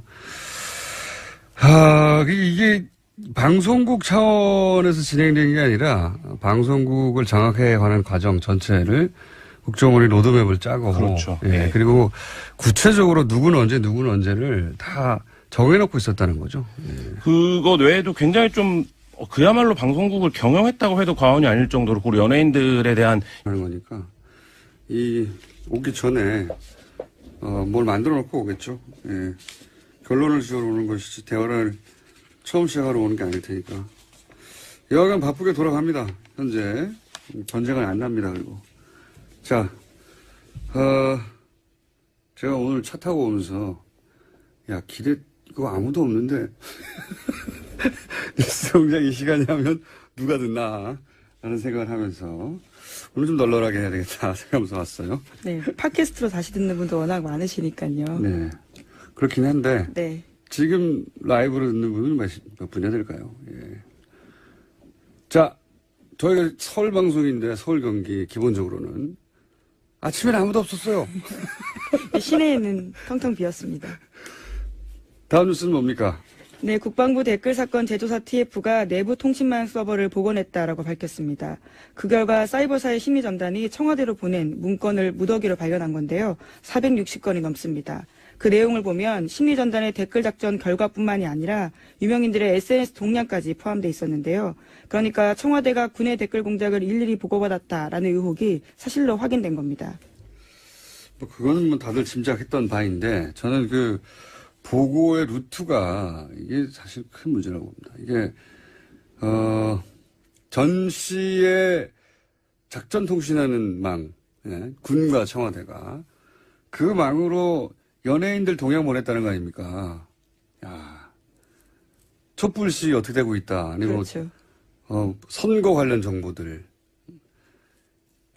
이 망이 국방부와 청와대 사이에 기본적으로 전쟁이 났을 때나 위기 상황에 작전통신하는 비밀망인데 이런 걸로 이거 했다는 겁니다. 연예인들이 지금 어떠고 보수는 안보라고 주장해 오는 항상 보수인데 개뿔입니다. 다음 뉴스는요. 네, 이번엔 또 국정원 관련된 소식인데요. 이명박 정부의 국정원이 블랙리스트에 오른 연예인의 마약 투약서를 퍼뜨릴 계획을 세웠다고 합니다.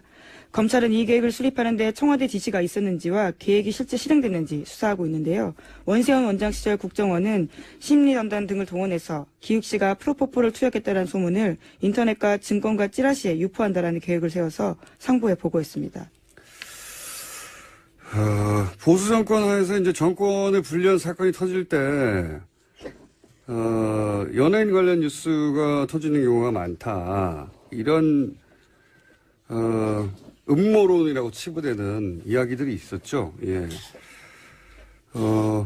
모든 연예인 사건이 다 이런 케이스는 아닐지 몰라도, 그렇게 일부러 타이밍을 맞춰 터뜨린 사건이 있었구나. 예. 네, 이번에 증명이 된 건데요. 실제로 2012년을 전후해서 기욱 씨를 포함해서 유명 연예인들의 프로포폴 투약설이 사실도 확인되지 않은 채 급속하게 확산됐었습니다. 그러니까요. 모든 사건이 다 그런 건 아닐지 몰라도, 예, 일부러 터뜨린 타이밍을 맞춰서, 일부러 터뜨린 사건이 있었구나라고 강력하게 믿게 만드는 문구죠. 이게 음모론이 아니었던 거예요. 예. 네, 심지어 청와대에서도요, 민정수석실과 홍보수석실에서 관련된 소문을 확인하라고 국정원이 지시했다라고 합니다. 실행이 됐건 안 됐건 여기서 중요한 건 제가 보기엔 여기 이제 이 문건이 구체적으로 실행됐는지 안 됐는지 이 문건 요 특정 문건이 그대로 실행됐는지는 아직 확인이 안 됐는데 중요한 거는 국정원이 연예인 스캔들을 관리한다는 겁니다. 예. 그래서 필요할 때 그걸 터뜨린다. 이런 공작을 했다는 거죠. 예. 사실 과거 되돌아보면 이렇게 의심받던 대표적인 사건 중에 하나가 서태지 이지혜 씨 결혼권이었죠. 이혼권. 아, 이혼권. 예, 예. 예. 결혼이 아니군요. 죄송합니다. 네, 결혼도 했으니까 이혼을 하긴 하는데요. 예, 이혼권이 터졌었습니다. 예, 지적 감사하고요. 이중 지적이네요. 예. 네, 도와드린 겁니다. 그 당시에 그 의구심에 나름의 근거가 있었어요. 그 민정수석이 정동기 민정수석이셨습니다, 그때.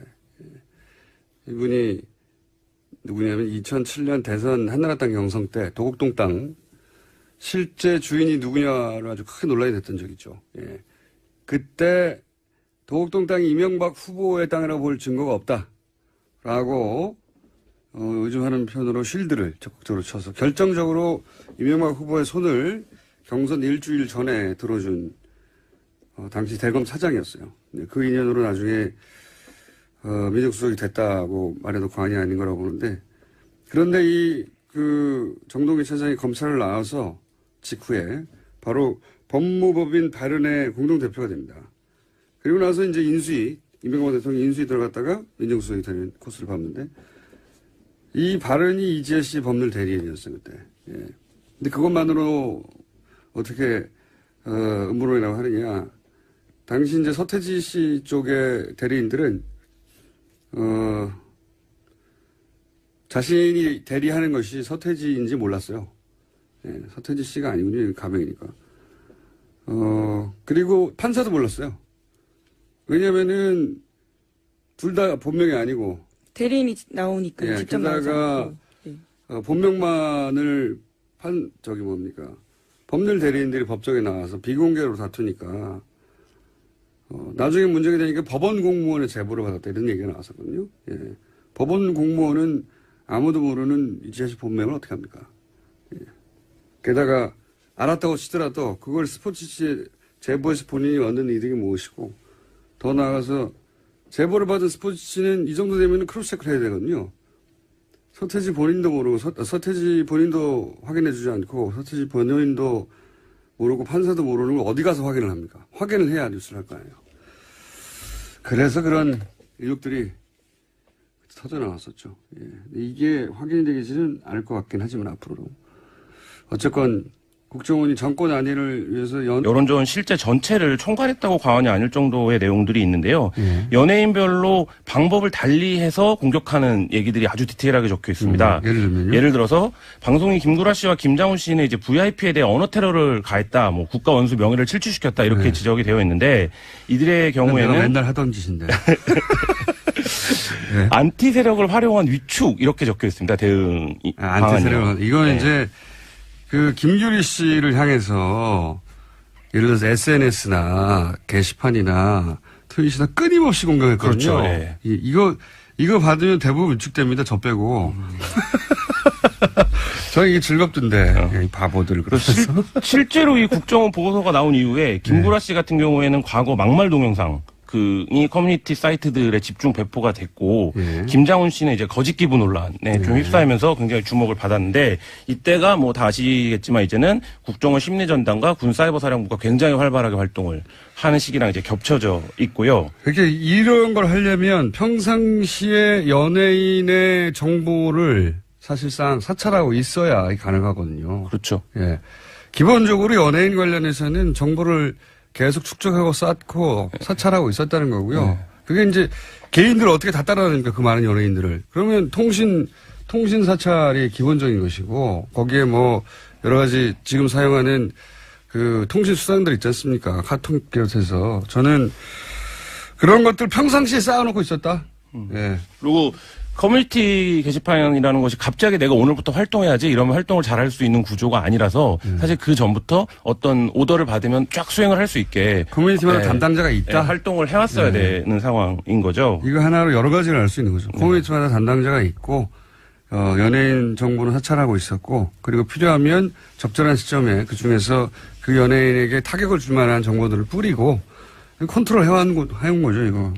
그다음에 뭐 그런 대목도 있는데요. 김미화와 손석희가 여전히 건재하다 이러면서 불신 여론을 조성해야 되는데 이 부분을 보수 매체를 통해 분위기를 조성하라 이런 대목이 한 차례가 아니라 여러 차례 이제 등장을 하는데 이 얘기는 보수 매체도 활용을 해서 작업을 했었다 이런 걸 이제 보여주는. 이 보수 매체에다가 갑자기 국정원이 전화해서 기사 한번 실어주시오. 이렇게 안 된단 말이죠. 그렇죠. 예. 또 오랜 공조가 있어야 가능하죠. 관리되고 있었다는 거고요. 이 부역 언론도 있다는 것이고 구체적으로는 부역 기자도 있다는 얘기입니다. 갑자기 이걸 어떻게 했습니까? 그렇게 생각해 보면 연예 매체들 중에 남들은 도저히 접근할 수 없는 특종을 하는 매체들이 있어요. 우리가 하는 D 매체 뭐 이런 데 말씀하신 거예요. 네. 굉장히 의심스러운 부분이 이런 대목에는 같이 떠오르게 돼 있습니다. 이렇게 되면. 특별한 왜냐하면 이제 사람 추적이나 해외 사람 뭐랄까요 미행 추적 뒷구멍이 잡기 이거는 해보지 않은 사람은 그게 얼마나 어려운지 모르거든요. 제가 그게 많이 해봤기 때문에 이야 이거는 불가능한 일인데 이 정도 하려면은 그렇죠. 엄청난 작업이죠. 진짜 한두 명이 아니라 수십 명이 동시에 붙어야 되거든요. 그 사람이 어떻게 움직일지 모르기 때문에 특히 해외에서는 정말 어려워요. 근데 그런 특종을 많이 한 경우도 있었죠. 국정원이 한 일을 보면 뭐 굉장한데요. 코미디언 박미선 씨, 가수 이하늘 씨에 대해서는 광고주에게 모델 교체를 압박해야 된다. 광고주 압박. 예, 이렇게 지시하기도 하고.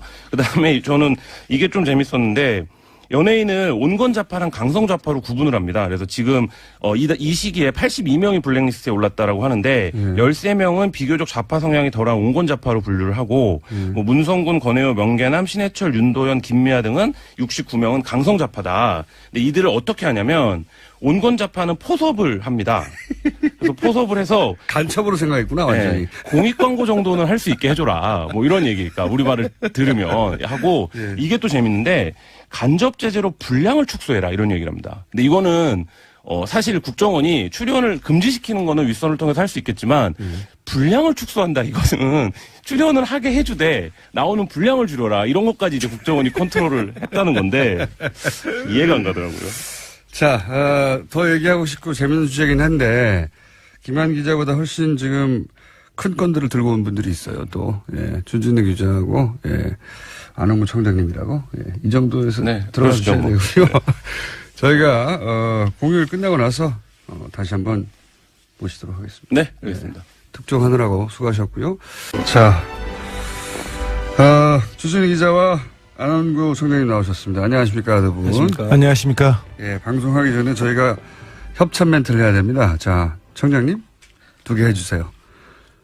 여자의 꿈 알카메디에서 수소 알칼리 한원수기 20년 전통식품 명가 주식회사 사홍원에서 온라인 상품권 네, 더도 하나입니다. 매트의 명가 파크론에서 IoT 스마트홈 온수 매트. 자, 그 다음에 주진우가 합니다. 주진 기자가. 두고두고 보고 싶은 책. 이명박 추격기인데요. 길벗 어린이에서 그림 도서 세트. 그리고 이태리 명품 구두 바이네르에서 구두 증정권 드립니다.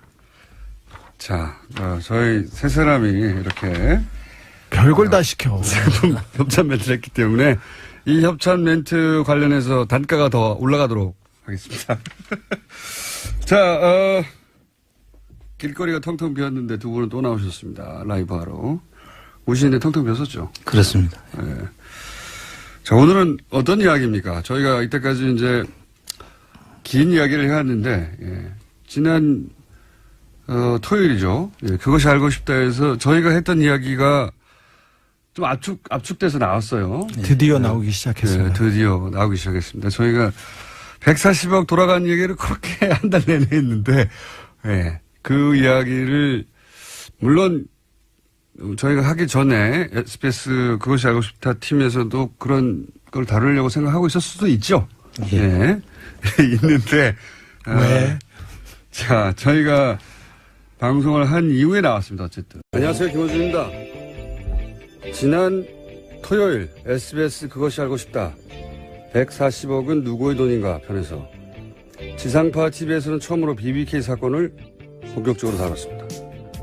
핵심 내용은 주가 조작에 속아 천억대 피해를 본 개인 투자자들의 돈을 재판의 승소에 드디어 되돌려받을 수 있게 된 그 돈을 다스라는 회사가 중간에 받아가 버렸다는 겁니다. 다스는 소속에서 졌는데 말이죠. 뉴스공장에서도 몇 주째 다루고 있는 내용입니다. 지난 2007년 대선 당시 BBK 사건은 특검까지 했었습니다. 그 결론에 동의하지 않는 많은 이들이 존재하나 일단 그렇게 일단락됐죠. 하지만 이 140억은 그 이후에 벌어진 일입니다. 재수사의 대상이 될 수 있는 겁니다. 이 돈이 왜 다스로 왔을까요? 이명박 정부의 청와대 민정과 외교부는 왜 이 돈을 다스가 되돌려받도록 도왔을까요? 저는 오늘도 이명박 전 대통령에게 묻습니다. 다스는 누구 겁니까? 김호준의 질문이었습니다.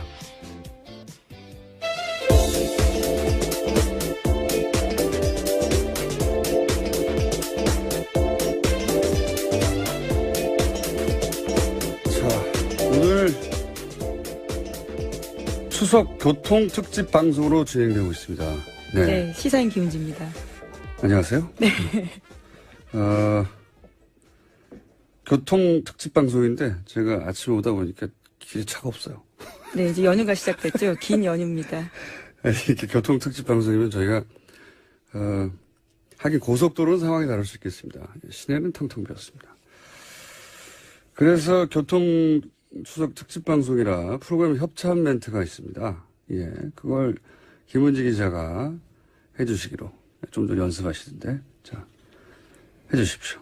네, 김어준의 뉴스공장 명절 특근, 대한민국이 아끼는 물 제주 삼다수, 올해에도 가족을 위해 국가건강검진 꼭 받으세요. 국민건강보험공단, 서민의 원스톱 금융파트너 1397 서민금융통합지원센터, 도착은 빠르게 가는 길은 편하게 U+1 원내비, 고향 가는 길 안전운전이 최고의 보험입니다. 더케이 손해보험 에듀카, 귀성길 피곤할 땐 든든한 비락식혜로 재충전 비락식혜, 국민과 함께하는 든든한 행복에너지 한국전력에서 함께해주고 계십니다. 야, 어렵구나, 이거. 예. 하나도 버벅거리지 않고, 예. 단번에 협찬, 뭐라고 합니까? 광고라고 합니까? 협찬 멘트. 수고하셨습니다. 예. 자, 그럼 들어가 주세요. 할 일 다 한 것 같은데요. 자, 첫 뉴스는, 저희는 열흘간의 휴가지만, 예. 휴가라기보다 뭐라 그러죠? 공휴일. 네, 예. 연휴가 시작되죠. 연휴가 시작되지만, 세계는 여전히 돌아가고 있습니다. 자, 첫 번째 뉴스는 뭡니까? 네, 중국을 방문한 렉스 틸러슨 미국 국무장관이 미국은 북한과의 대화 채널을 열어두고 대화 가능성을 타진하고 있다고 밝혔습니다. 틸러슨 장관은 9월 30일 베이징에서 시진핑 중국 국가주석 등과 만난 이후에 기자들과 한 말인데요. 그는 북한과 소통 라인을 가지고 있다. 블랙아웃 같은 암담한 상황은 아니다라면서 북한과 두세 개 정도의 채널을 열어두고 있다라고 설명했습니다. 뭐 이 상황은 계속해서 반복되고 있는데 그렇게 되면 또 트럼프 대통령이 또 세게 말하고. 네, 이미 트위터에 그렇게 썼습니다. 예, 그러면 또 진정시키고. 이거를 틸러슨 장관 혹은 뭐 트럼프 대통령과 참모들 간의 어떤 불화나 소통 부재나 이렇게 보는 시각이 여전히 존재하는데 저는 뭐 짜고 치는 구스톱이라고 봅니다. 이제는. 한두 번이 아니라 몇 달째거든요. 짜고 치는 구스톱이라고 보고 이렇게 거칠게 구석을 짜고 치는 건 처음 보네요. 그리고 이제 이렇게 틸러슨 국무장관이 우리로 치면 외무부 장관이죠. 예. 국무장관이 북한, 그러니까 중국을 만나고 북한과 대화하겠다 이런 내용을 얘기하니까 우리 보수 야당에서는 이제 코리아 패싱, 예, 계속 그 주장을 하고 있습니다. 문재인 패싱이라고 하는데 저로서는 참 이 주장은 이게 표준어인가요? 얼척이 없다는 게? 어떤 의미인지는 알겠습니다. 왜냐하면은 그 대북 제재와 대화를 병행하겠다라고 얘기했을 때 보수 야당에서는 지금이 대화할 때가 아니라고 했었어요. 그 맥락에서 지금 할 말은 미국을 공격하거나 그래야 되는 것이고 지금 패싱한다는 얘기는 왜 우리는 대화 안 하냐는 여기에 깔려 있는 거 아닙니까 전제가. 게다가 모든 대화 채널을 다 없앤 게 본인들이에요. 예? 모든 대화 채널을 다 없애버렸어요. 그래서 지금 휴전선에서 확성기로 이 대화가 있지 않습니까? 북한이랑. 예. 본인들이 다 없애버린 겁니다. 지난 9년 동안. 그게 비판이 말이 안 되는 거죠.